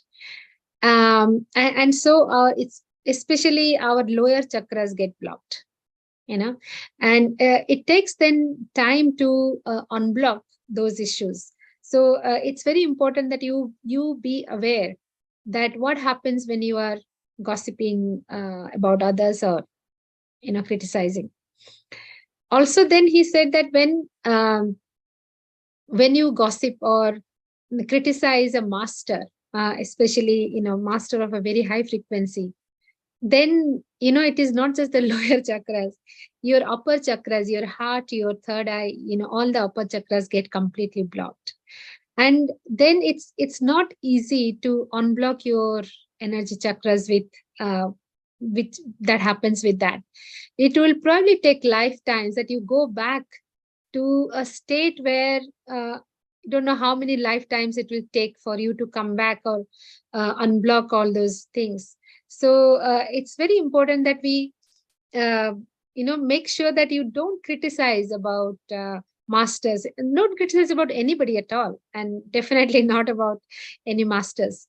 But instead, what we need to do is actually expressing a gratitude to the grace that we have, even for people, not just to masters, for the people around us, for everything that is around us. Express that gratitude. Express gratitude to the life, gratitude to Mother Earth, and of course, to your Guru. That expression is such so much important and so much powerful as well, that helps you to purify. So the expression of gratitude, what it does is it purifies you. The moment it purifies it unblocks your blockages, unblocks the negativities, and helps you to rise above whatever your purpose is or on the path of positivity. So yeah, I think that's why we find these experience sharings are one of the best ways where you can openly say there is nobody to judge you, there is nobody to criticize you. You are telling the truth, your own truth, right? So there is nobody you don't need anybody else's approval for this. It's your experience, share it, and express that gratitude to your Guru who has given you that opportunity. I mean, I don't know how many of you have read my blog that I wrote yesterday and that we published yesterday. Everybody has read it on this group? Yeah. Okay, if you have not read it, you can read it on the Mohanji Chronicle website. But just to let you know, website is down today. It is there is some technical hiccup, so it'll come up very soon. So if you have not read it, you can read. Also, I wanted to share about the incident last year. There is a lot of learning. I mean, one of the learnings that I would share, and also sharing this from the point that I have been very blessed to receive this experience of spending some closely serving Mohanji, and so I have experienced or witnessed many of these things that Mohanji, why I said for the topic of this today's discussion about the incarnation of love and compassion and protection. Yeah. So if you all while somebody else is ready to share, I would just share these few things from my side as well. Actually, it was in March last year when the Ukraine war had started, and it was picking up very high things. And Mohanji traveled to London, and he was traveling after COVID for the first time. So we were obviously very, very happy and enjoying the time with Mohanji. So one evening, I think Mohanji was probably it happens that time to time he develops some physical discomfort, and so this was something to do with his some physical form of discomfort. And then if that happens, sometimes he asks sometimes he allows one of us to do a physical level maitri to his physical body. So that evening I was doing this maitri to his body, and then I saw the images which really disturbed me. Like actually when we were doing Maitri sessions, we know that we are just instrument and Mohanji is working through us. Our body is just a channel, and we are very objective about it. We don't connect emotionally at all, because the moment we connect emotionally, we could actually take some of that karma to us. So we make sure that we only connect to Mohanji's consciousness, and we are very objective about what is happening. The energy flows through our hand, and that's it. But and I was obviously very objective that even if it is Mohanji, it is just his physical body that we are sending the energy, his own consciousness, not our energy. But that time the vision that I saw while doing the session, that really actually disturbed me. I must say that I got disturbed. And obviously, I did not express anything that day. But the next morning when we met Mohanji, I was pretty upset, and he could see it in my face. And he asked me, what is bothering you? And so I was so reluctant to actually express what I had noticed and what I felt, that I was slightly impacted by the vision that I saw. So I was a little bit of hesitant. And then Mohanji had to give me a small, tiny scolding that sometimes I said, Mohanji, you know anyway, right? I just said like that, and I was reluctant to explain more. I said, Mohanji, you know everything anyway. So he gave me a little scolding saying that Mohanji knows everything, but unless you express, sometimes if you don't express, I cannot do things without your free will. So unless you ask for my help, I cannot come and help. So you got to express. So what is that bothering you?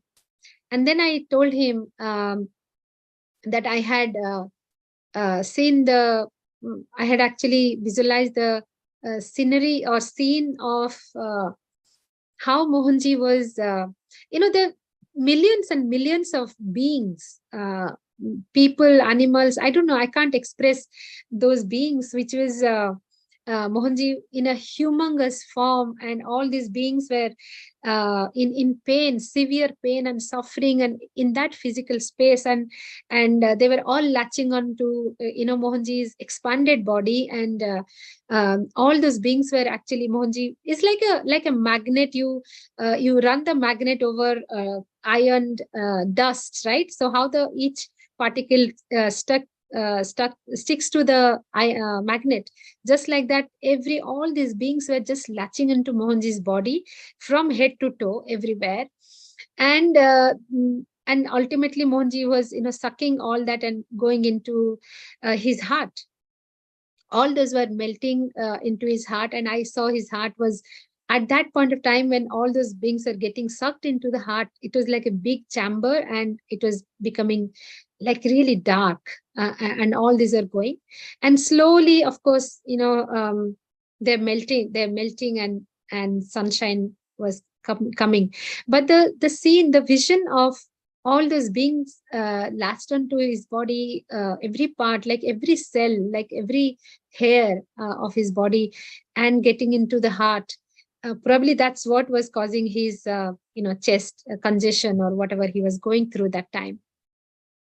So that was a bit disturbing thing. And then Mohanji actually told me that he said, when there is this war is happening, I may be physically here, but I'm there. I'm there because you cannot imagine the amount of sadness, suffering, pain, the cry that is happening there because of hunger, because of fear, because of insecurity. And you may be seeing me physically here, but I'm there all the time. And that's not the only place that beings need me.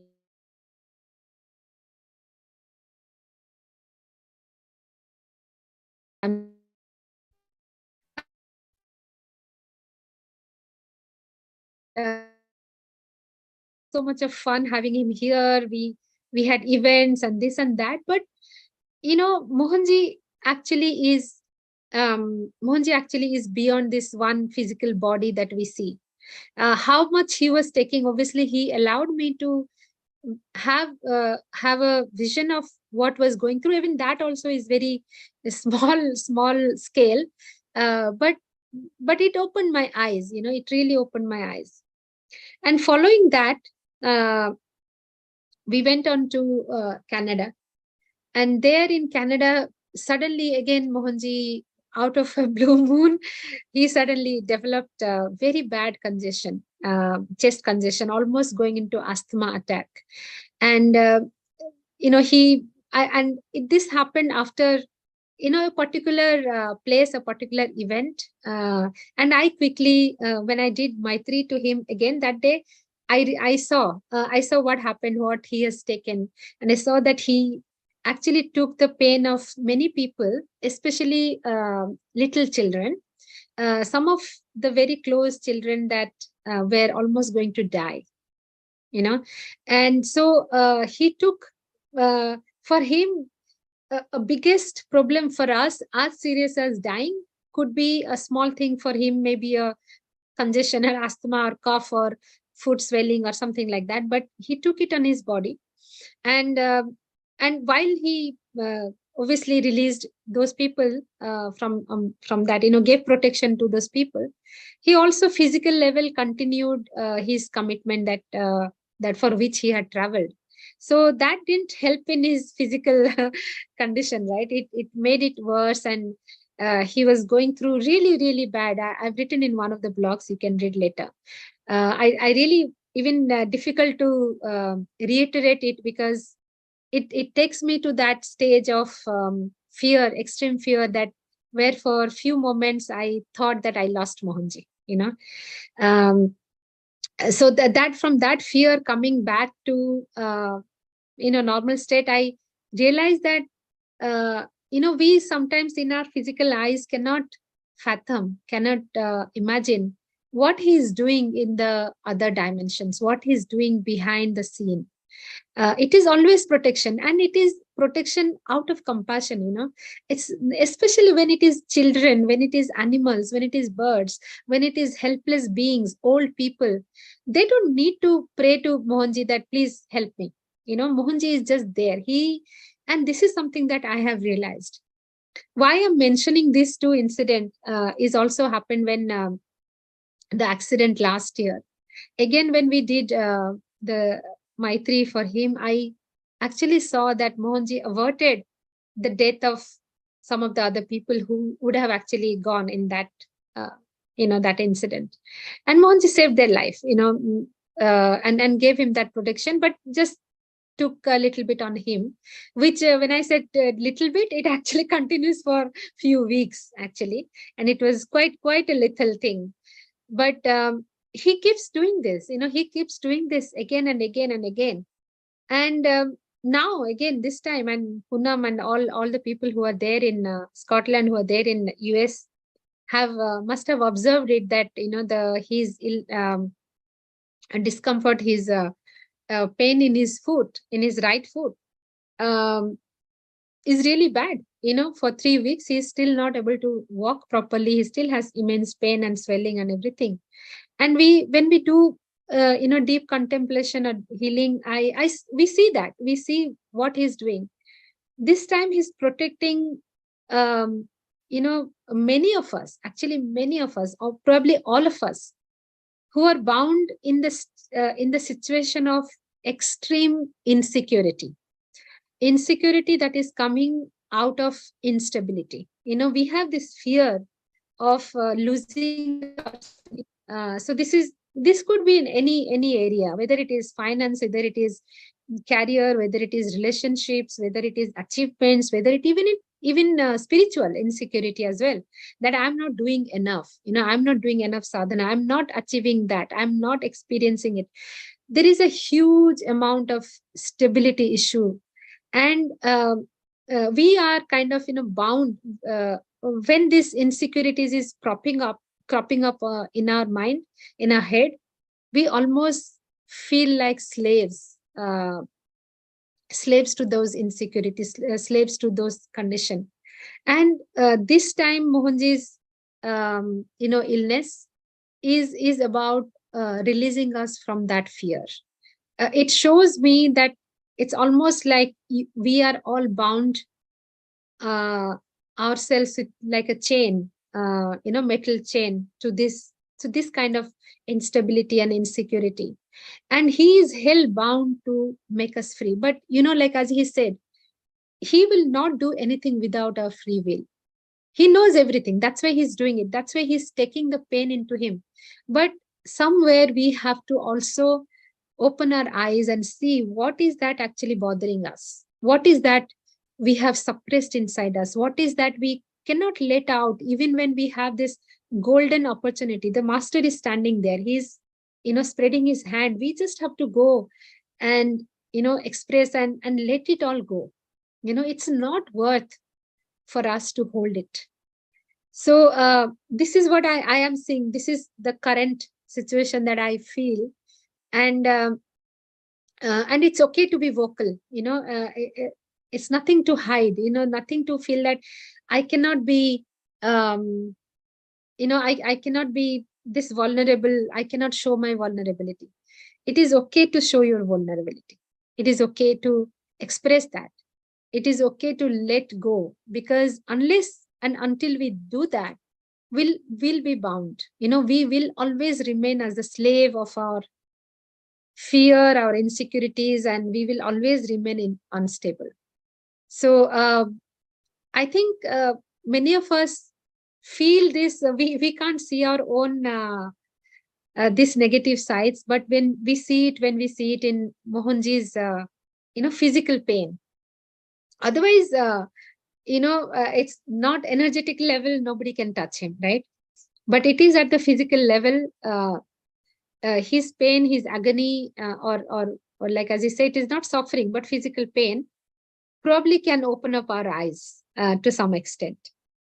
So yeah, so that's what is going on, and this is my learning from the recent I mean many situations. At least three solid experiences that I have seen in the Canada last year in his accident, and this year again with his gout issues. So I just wanted to share that, and anybody else would like to take the opportunity now after my sharing. If you would like to share anything, open up, please do so. You're most welcome. And know that we are all, here to support each other. Mohanji is there anyway. Anyone would like to share? Most welcome. Shekhar, you have come on video. Would you like to share? So today I was very reluctant to speak. I just kept listening to all of you. So after you spoke, it related to me a lot because I was also very insecure about my spiritual proceedings. I doubt myself a lot. I think to myself that do I really deserve Mohanji?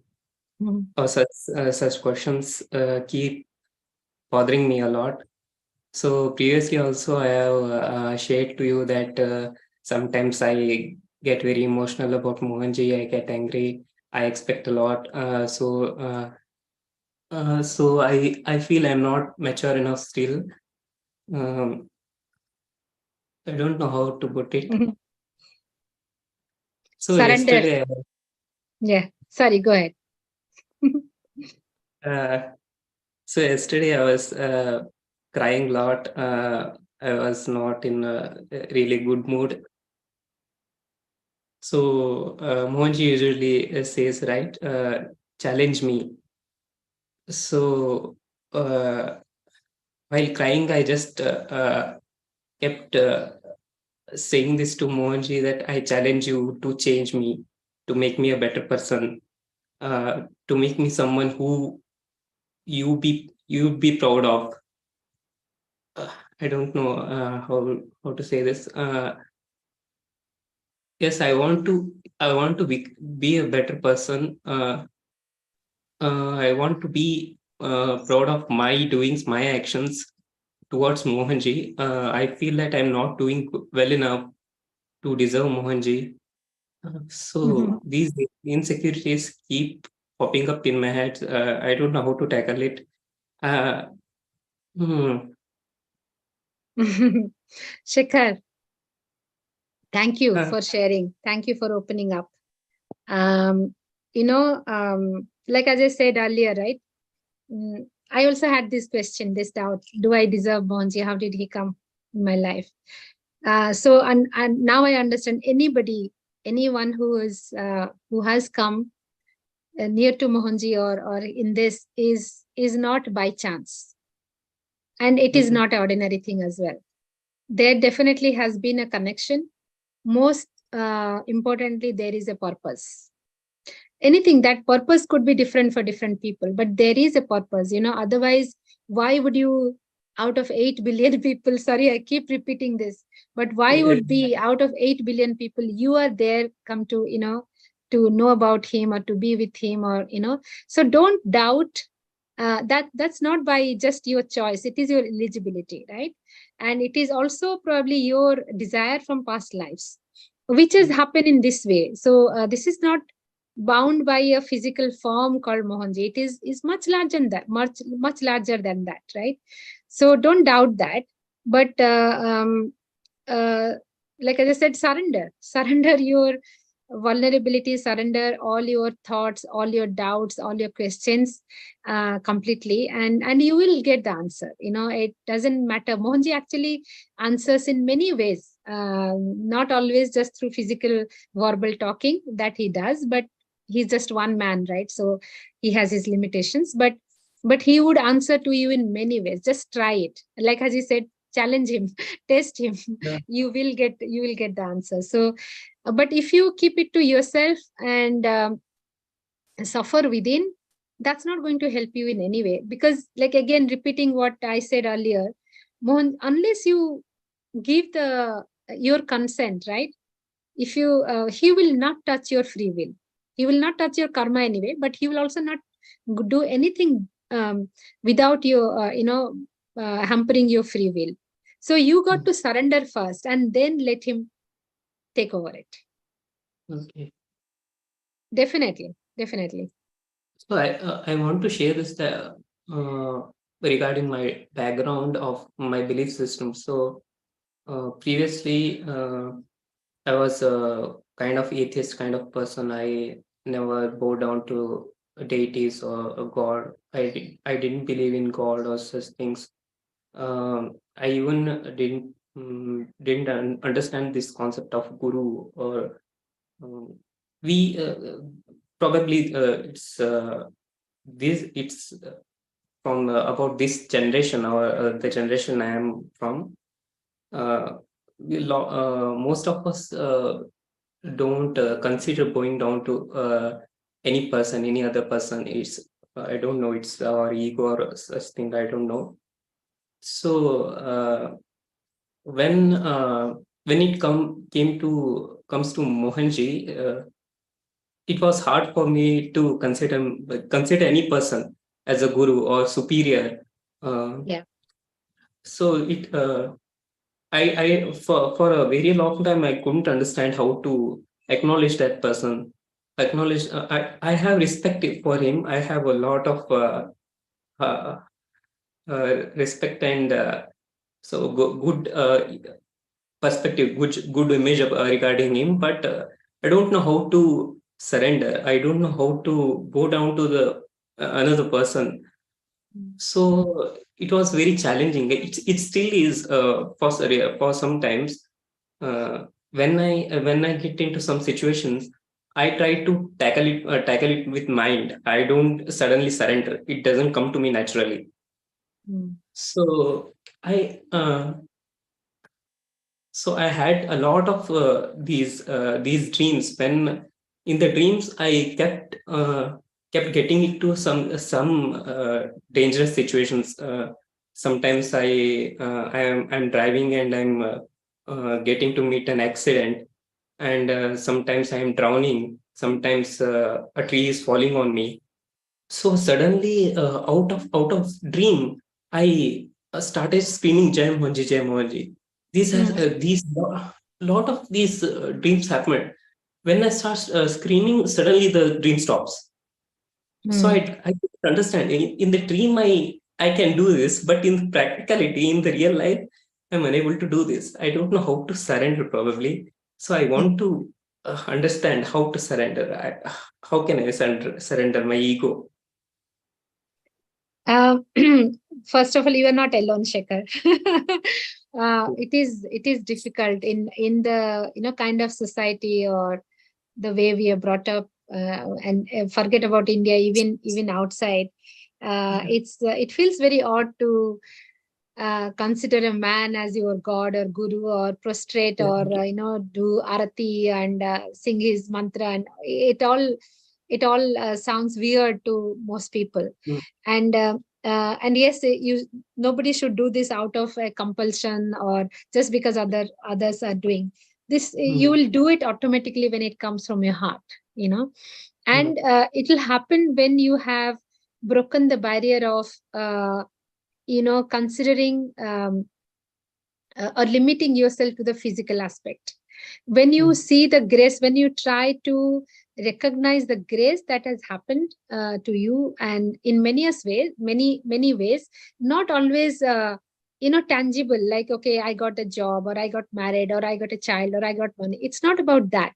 It's not about tangible. There are subtle changes or subtle transformations that happen in your life, and then you will keep your eyes open to see the grace. And you can only see the grace when you rise above your mind.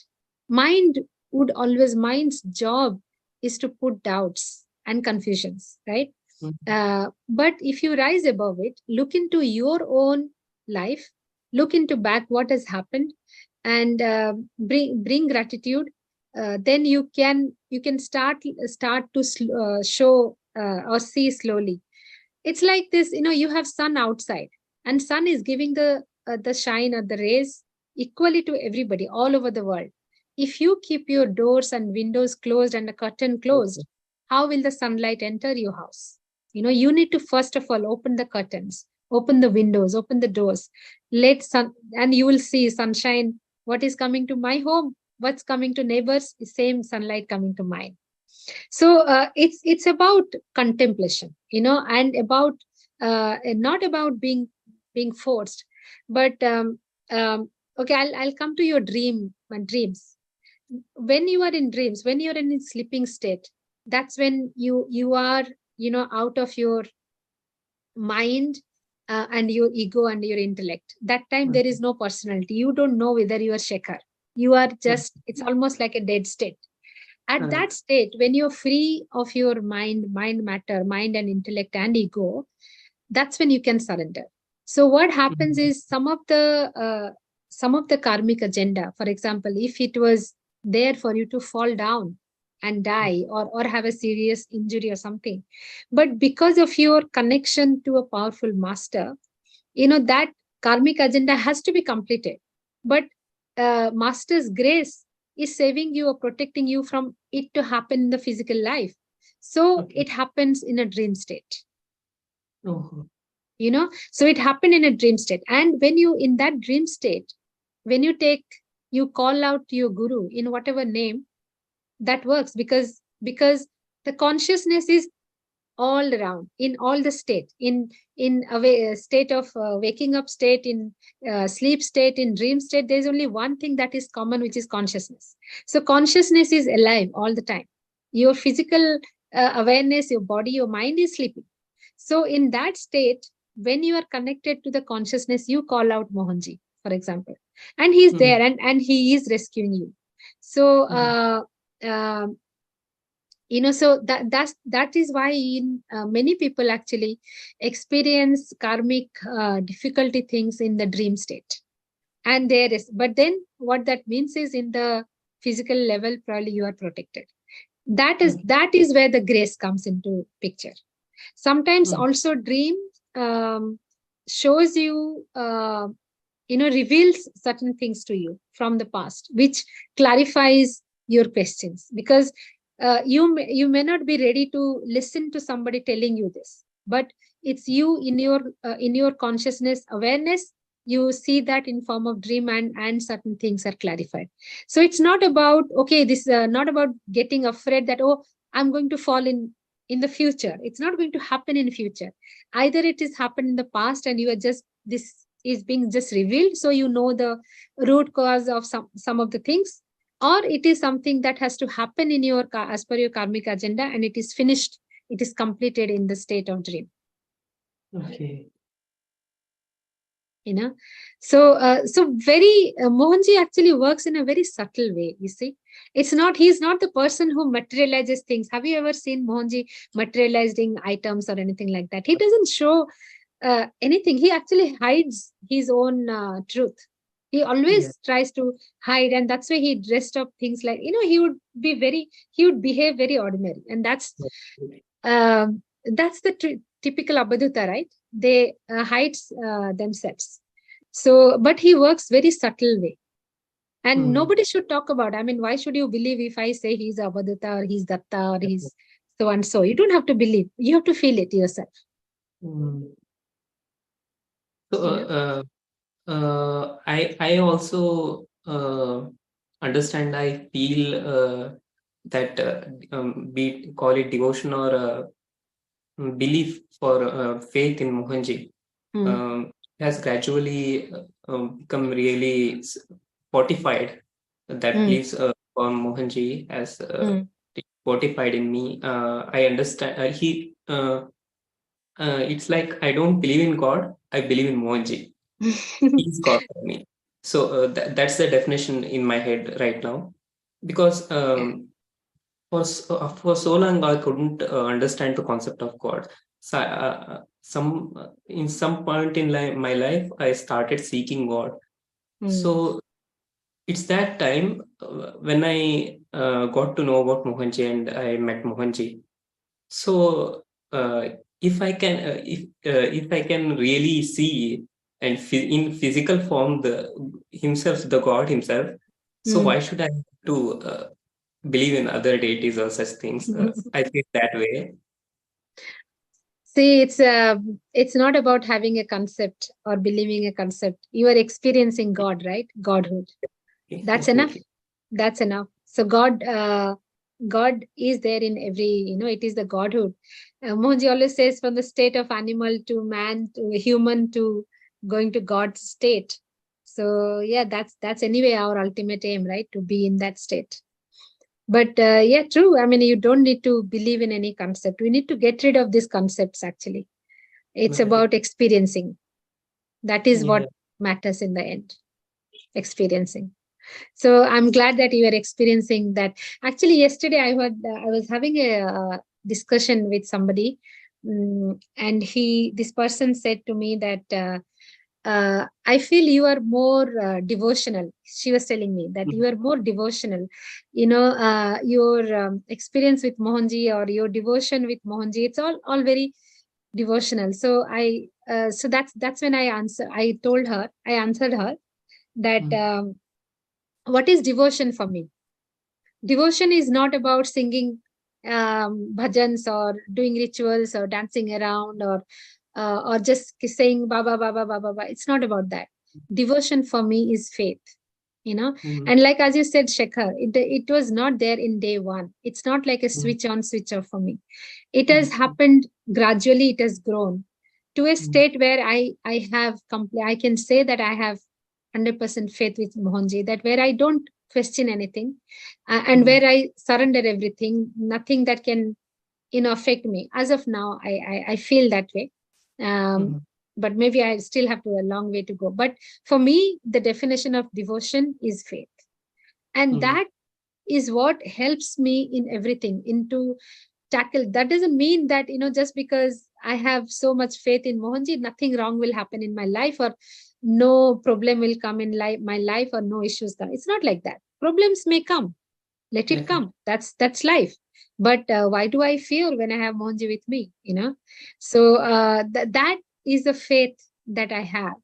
And it's not a blind faith following somebody else because so and so person has a faith, so I have. It's not like that. I have built that faith by looking into, by contemplating, and always being aware of the grace that has come from Mohanji to me in all sense, in every day, in every moment. So and I feel his presence with me every moment. That is why I'm able to keep that faith or keep that surrender. So yes, and it is not, like I just said, it's taken many years, right? It's taken many years, and it will still go on for many, many more years. So allow your time. Don't be so hard on yourself. Allow your time.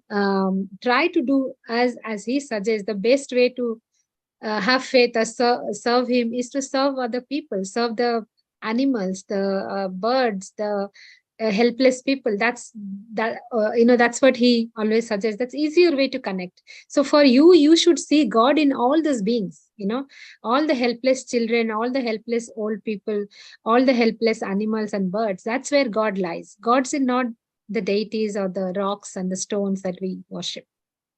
So So I think I want to share this one thing which happened a month ago or such thing. One day, I am very actually in a way really doubting my progress in this path, right? So I had this dream. In the dream, Mohanji was wearing a white banyan and a white vesti that Kerala people usually wear, right?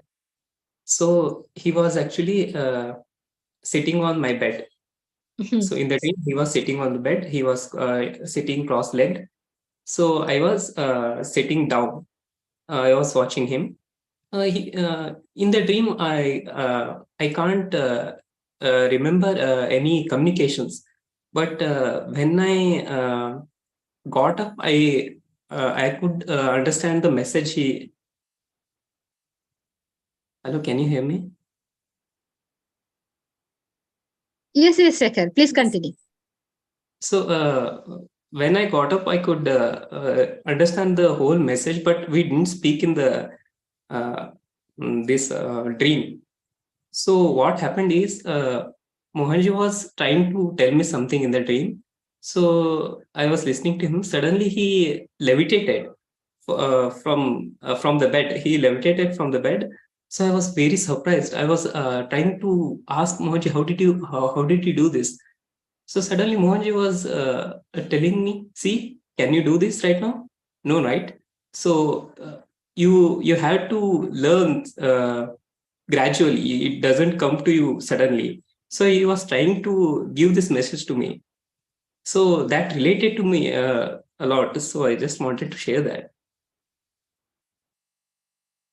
That's definitely relevant. Definitely relevant. Thank you for, even understanding first in the first place. And yeah, great learning. Ma'am, I also have this question. Yeah. Can we, somebody who is not Acharya, can you also learn Maitri? Yeah. Anybody, it doesn't have to be Acharya to learn Maitri. You go to the website and apply to be an Maitri practitioner. So you have to go somewhere to learn, or can we learn online? Yeah, you will just get some guidances, but there is a process. There is sadhana. Yeah. So just first do the apply. You will then get all the details what happens next. Go to mohanji.org and go to Maitri, and there is a form for apply to be a Maitri practitioner, and then you will get a response. Okay, thank you. Yeah, it's amazing. But to be a Maitri practitioner, it's like to be Mohanji's instrument. I think that's the greatest. I always actually feel from the bottom of my heart that it's the greatest blessing that Mohanji has given me, greatest gift that he's given me to be a Maitri practitioner. So I also felt that by being a Maitri practitioner, we could connect better to Mohanji. So that's why I was to be a Maitri practitioner, you should have a strong connection to Mohanji first of all. But because you would be working through his energy, right? If you're not connected, it will not be fruitful. That's why there are 300 Maitri practitioners in the world, but not everybody's outcome is same, right? It definitely, because we work directly with Mohanji's energy. So you need to have a strong connection to Mohanji's consciousness to be able to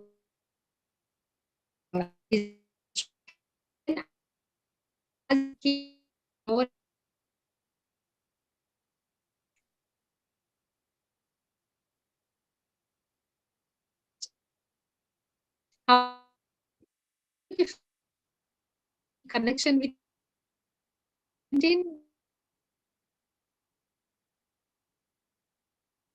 keep on working as a Maitri practitioner or his instrument, our connection also gets stronger.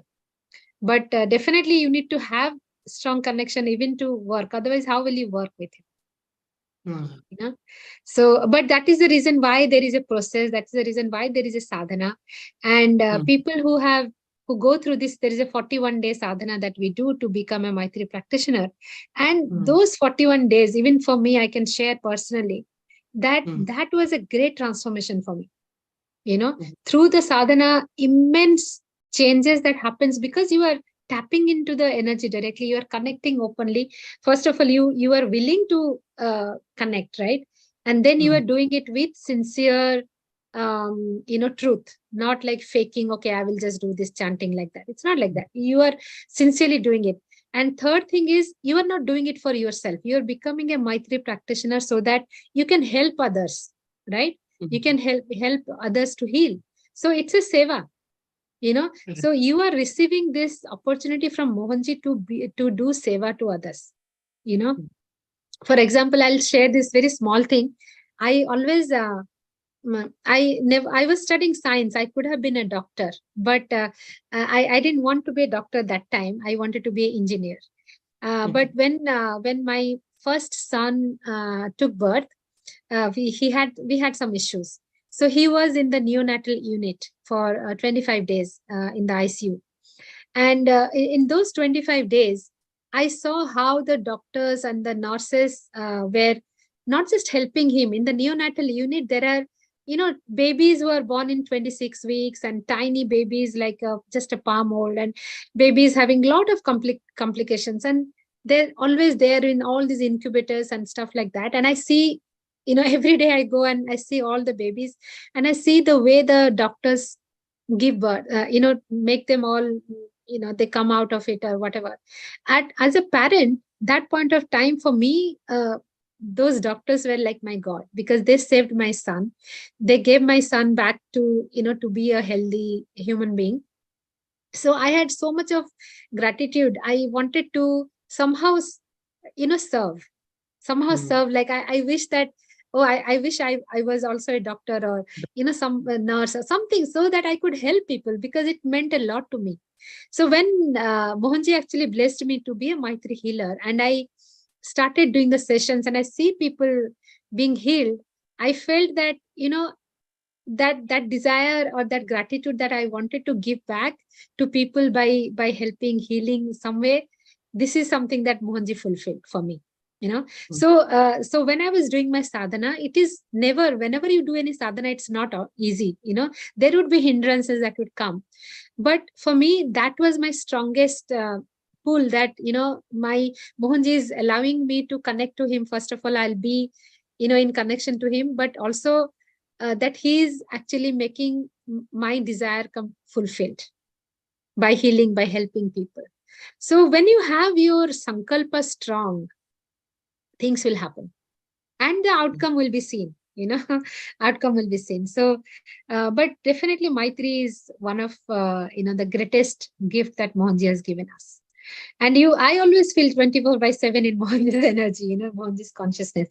I guess most people, most Maitri practitioners feel the same. So yes, if you want to be, please apply, and why not?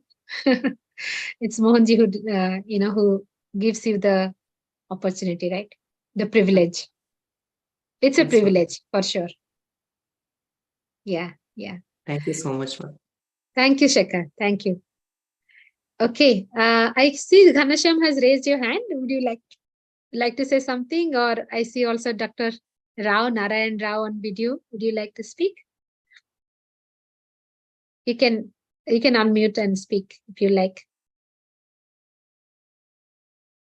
Unmute. Yeah. Okay. How long our meeting will run? Because 22-25 already passed in our. We are. I was just about to close if nobody else is going to share something. But I understand it's very late for you, Ghanasham. You can drop off. Many people have dropped off in India and that zone. So feel free to drop off. This is going on. Time I want to join. And another one thing, I like to join in your YouTube channel also. So can you later after meeting, could you write in the message our, I think Ula and paste to our Seva group, so we can this is Mohanji. More connect to each other, because I feel we are a one soul and different body around the world. We are one consciousness. Yes. Yeah, who join our program, our foundation. Yeah. So because because everyone is sleeping near me, so no. First, yes. you can drop off, Ganesham, and Please, it's Mohanji and thanks. I. Yeah, it's Mohanji and I Thanks YouTube channel. You can join. providing me time and join with many conscious soul. Lovely to meet you. Lovely to meet you. Thank you, Ganesham. Thank you. Thank you. Okay. Who else? Okay. Anybody else is there? I know it's more than 2.5 hours. Can I talk about gratitude? Yes, please. Yeah? Come on, So Rashid bhai. Yes. I am thankful for, like, I've stopped driving now, so I don't need a car, but I use the buses and that. So when I see all the multicultural people who are actually drivers and that, and they deserve to do that job, or they're all different people, and it is quite nice to see them taking us around, and they're like doing their job, and it's like energy. You know, they're bringing energy from different side of the society, and I quite appreciate it, because I was born in Africa, so I've lived with Africans. I've gone to school with the English people, and then I'm Indian. So I see this really nice, really different energy, and it's nice to see all that, and I appreciate it, and I'm grateful for that, and it works, and they all have the right to do their things. Coming from different countries, they contributed in different ways, and they are enjoying the things here as well. So it's nice to see that they're not just like we see them in a different way. They're coming from here or there and that. They deserve everything. So that's my gratitude for that. And when I went to see my friend in Maidenhead by bus, he says, "Oh, come and see us." And I went to see him. Then I saw him a couple of hours, and then I was ready to go back to Slough. And his son-in-law come down the road. He lives just around the end, and he come with a dog, and he was a beagle. A beagle has got beautiful colors in him, and it's got a white tail, and he's got brown, black, the body, nice white feet, everything. Oh, and the dog, I've seen it 3-4 times, yeah, and he came and jumped on me, you know, in a nice way. He was really happy to see me. And I couldn't believe it, you know. He remembered me, and then he was there. He looks so beautiful, and this is nature, you know. And when I look at things now, I look at other dogs and animals and different things and cats, and they go different colors and everything, and it was a thing of creation, and it's energy there, different energy, and. I sometimes feel that when you go into the next world, you're a child, and then they give you something to do, and you color this like animal thing, and then he comes back and he's alive, you know. So it's somebody's creative energy that comes out in as a creative thing, and like in the garden now. I see like snails, or I see like slugs. Slugs looks like the big sheep, you know, sheep in the water, and he's going slowly, and he's got antennae and that, and all of creation is so fantastic. And when I grow flowers and that, and you think, oh, the snails will eat it and all that, but I don't put anything now. I don't do that. They're just living their thing, and it's nice to see that. And today there was a snail on a table. I got a round table, and he was on the top, and I thought, how did it get over there? You know. Then he went all the way around. Then I was looking, and he was then going down on the leg. And I thought I'll put him on the grass, and then I said, no, leave it, and I'll see where he goes. He came down, and he went all the way to the grass. It was a long way around the table, down the leg, and to the grass. And that's nature. So it's nice to notice that, and have gratitude. I'm thankful for that I notice it, and like the birds. I used to feed the birds in the garden, and like pigeon and that. The pigeon, I used to buy things and give it to them. But they say if you do that, they get different disease. So I don't do that anymore. So I finished doing that. But I put a little bit of rice, Pitu Praksha just now. So I just put a bit of rice on a little plate and I put it up there, back there. You can always give the bird feeds. Don't give bread. Bread definitely is not good for the birds. I gave proper food. Yeah, so then that should be pigeons, okay. But they say they got a disease, parasite. I used to do, a lot of them used to come in the garden, see? So somebody must have noticed. And then I got a letter from the government saying they can be parasitic, parasite in there that can affect the humans. So I've stopped doing that. But if I go to the park, I can take some stuff there, and crazy society, right? Crazy society. No, it is true that where if you give them, and then there's other rats and different things happen, so it's best to go in the park and do it over there, because it's serious business. So, but you can show your gratitude in a different way, and it's all energy. All these energies. No, that's exactly what is Datta, right? Who is Datta? Datta is not this just a three-headed figure that we keep in our mind. Datta is this nature, and nature is in everything. We can't really bound that we will do this thing to that, or So, like as I said, whether it is slug or a snail or a bird or a animal or a human being, all have equal rights on Mother Earth.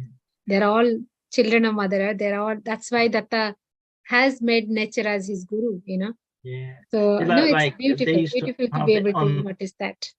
On Sundays they used to have the prayers. They said the Christian prayers, and they say creatures great and small. And I used to like watching singing and that. And so it's all about the energy, different levels, and I appreciate that, and gratitude to all these things. We must notice it. Yeah, definitely.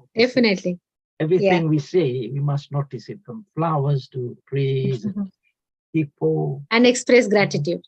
And express that. Right. Okay. Thank you, Rasikji. Thank you so much. Thank you very much. Okay, so I only see now one new face, Nirvana, on the video. If you'd like to share something, if you have come on video, or would you like to share something, Nirvana? No? Mohanji. Jai Mohanji. Jai Mohanji family. I'm quite grateful to be on the chat. It's amazing. All the experience is very shifting and moving to the point where you realize, the gifts that we received, being with Mohanji, and the internal shift. So, but I just want to share with, especially, when I first joined in, I had Arthi and Michael, having the experience where they've put Baba and where's Mohanji? How did Mohanji fit in? And from last year, I want to share this experience from the Prana Pratiksha in South Africa, and Noti.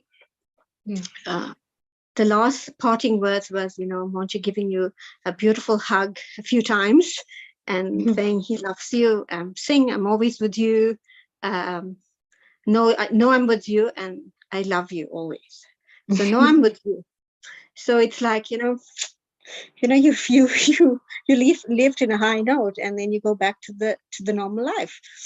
And a year later, things have shifted, and nothing like, you forgot about the whole Prana Pratisha, everything, but somehow you only keep Mohanji, because everything, your whole body, your whole vibration, your whole being is Mohanji now. You're him, you know that, and you feel that, you just feel it.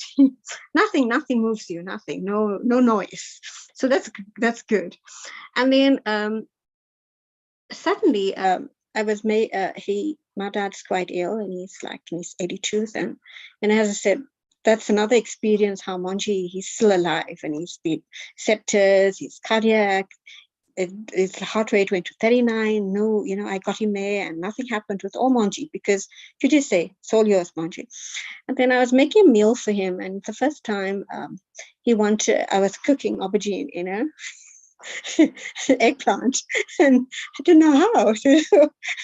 So I was busy, I chopped up all the veg and then, and the voice just said, look at the veg, at the eggplant. And trust me, it was a tissue and an sign. You turn it around and then you could see Shirdi Baba's face, if you really look at the picture. So I said, like, wow, So still didn't really rise. So I cooked the food. I said, I offered it to Mohanji and Baba. Thank you, my little shrine, have it. And then the next thing was just a month before the 1 year anniversary of Nanoti. And I came back from a prayer and I was sitting and chatting with my friend, and my family, and when we chat about Mohanji. It's a Mohanji satsang between the two of us. So it was, and then I'm telling her, I can see a man's print on my pillowcase. Oh, I think it's a bit eerie. And then I realized, but I'm not feeling bad because Mohanji is everywhere in my room and it's north and east. So it can't be bad. And I took a pic and it was Shirdi Baba's face. And I'm like, oh my God. And he's like, I sent a few. No, I only see Shirdi Baba. So it was like, Baba? All I know is Mohanji. I have pictures of Shirdi Baba. I have Satya Sai Baba, but Shirdi Baba, I know it's part of Mohanji and, everything is one, but you don't realize everything is one. Yeah. So, but it's still not hitting home, you just take it in stride because you just flow with grace, you thank and you go. And last week, somehow I was sitting down and I listened to the video clip with Tia and Vignesh of Baba being present in the UK, Scotland. And I was I was flowing with it. And the next thing Tia says, oh, we experienced the same, had the same experience in Nanoti, yeah. Baba coming through. And then she shows this picture. And I promise you, family, I jumped off my skin. I had no idea that because nobody spoke about it, nobody mentioned it, but it came up on this. And this gentleman was a beggar, but he came and sat next to me and I was busy eating my soji that he was looking at. And I went straight to him and I said, Jai Mohanji, Jai Baba. Then I said, there's no soji left, but would you like to have mine? Now to me, it's juta, my split in it. And I offered it. He said, no, I'll have it. So I gave it to him. Then I said, would you like a meal? And he says, no, I've already eaten, but he requested water. So I gave him water and the soji, and only to realize that Mohanji had already told the group earlier that feed him, and he doesn't want to be disturbed. And to think where Baba comes in, where you don't, and then you realize Baba, Satya Sai Baba, all are one energy. And only through the grace of your guru that you can meet the divine, because God's meditation is in the guru. Guru's meditation is already in the God. So we are so blessed that just with Mohanji, we can meet just about any beggar or any divine being and know that he's Mohanji. Wow. And doesn't matter whether you're a Satya Sai Baba or you anyone, because the message will come what is meant for you. And you just grow. And I just needed to share this, that it's no, that's really amazing, Nirvana. Thank you for sharing this. Because when I remember when we were doing that video, Thea was editing that video. She also mentioned to Mohanji about this, about the Nanoti. She kind of narrated it again. And I was there that time in front of, I was sitting there when she told Mohanji that I'm planning to talk also about the Nanoti thing. When this old Mohanji said, what? Mohanji wanted her to say. Then she narrated that, and Mohanji said, yes, Baba came. So, and then he about this thing about Vigneshwara, he said to everyone, he said, look, so many hundred of people were there, right? But Baba only chose Vigneshwara to come and ask food to him, because he really he sees the sincerity and simplicity and very very pure soul. So he came and asked him, and why I'm really overwhelmed to hear what you just said, that you sat next to Baba, right? Okay, Baba could as a beggar, doesn't matter whether it is a beggar or what, but Mohanji definitely confirmed that it was Baba who came, and you had the blessing to sit next to him and give your own press food to him. My half-eaten, so cheap. Oh my God, I feel like so disgusted. Like, he usually shares Mahaprasad with you, and you're giving your chitta. Remember Sabari's story from Yes, Ramayana? Sabari Ramayana. always taste the fruit and then give to Ram, right? So you can't say that it is Sabari is giving half-eaten fruit. I never thought about it. Thanks.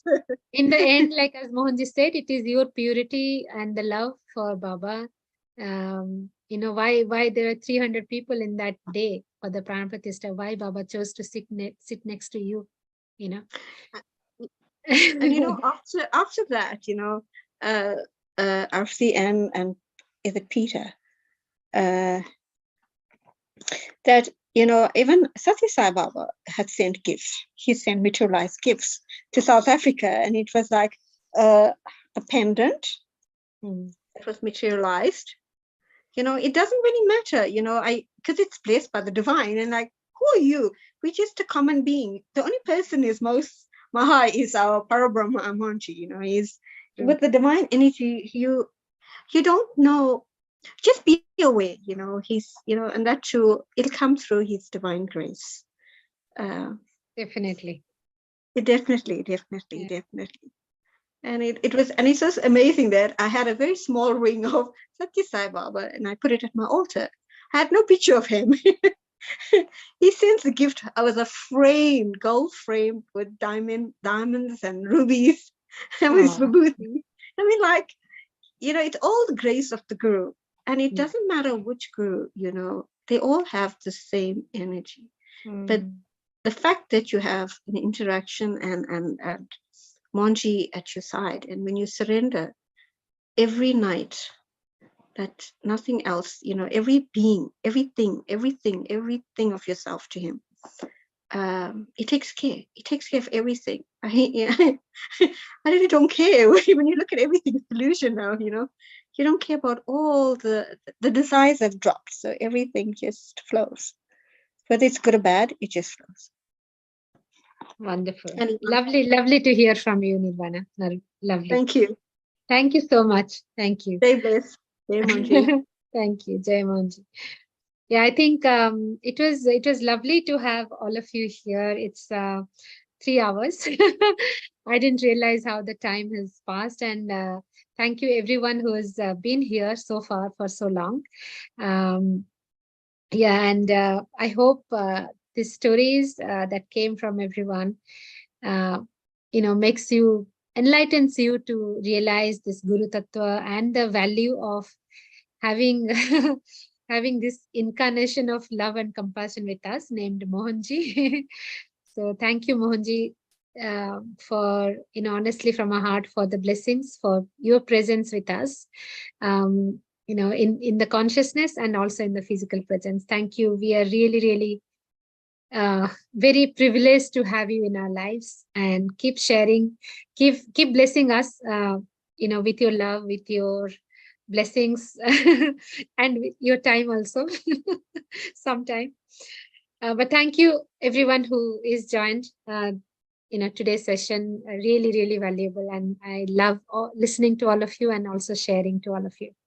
Hopefully we will do more sessions soon, and also maybe read Guru Lila or something like that. But amazing. This is my way of, our way of offering our gratitude to our Guru, who gives us much, much beyond that we know. So thank you everyone. Thank you, Mohanji. Thank you, Mohanji, and thank you, Subhashri. Thank you, Subhashri. Thank you, Subhashri. Thank you. Thank you, Subhashri.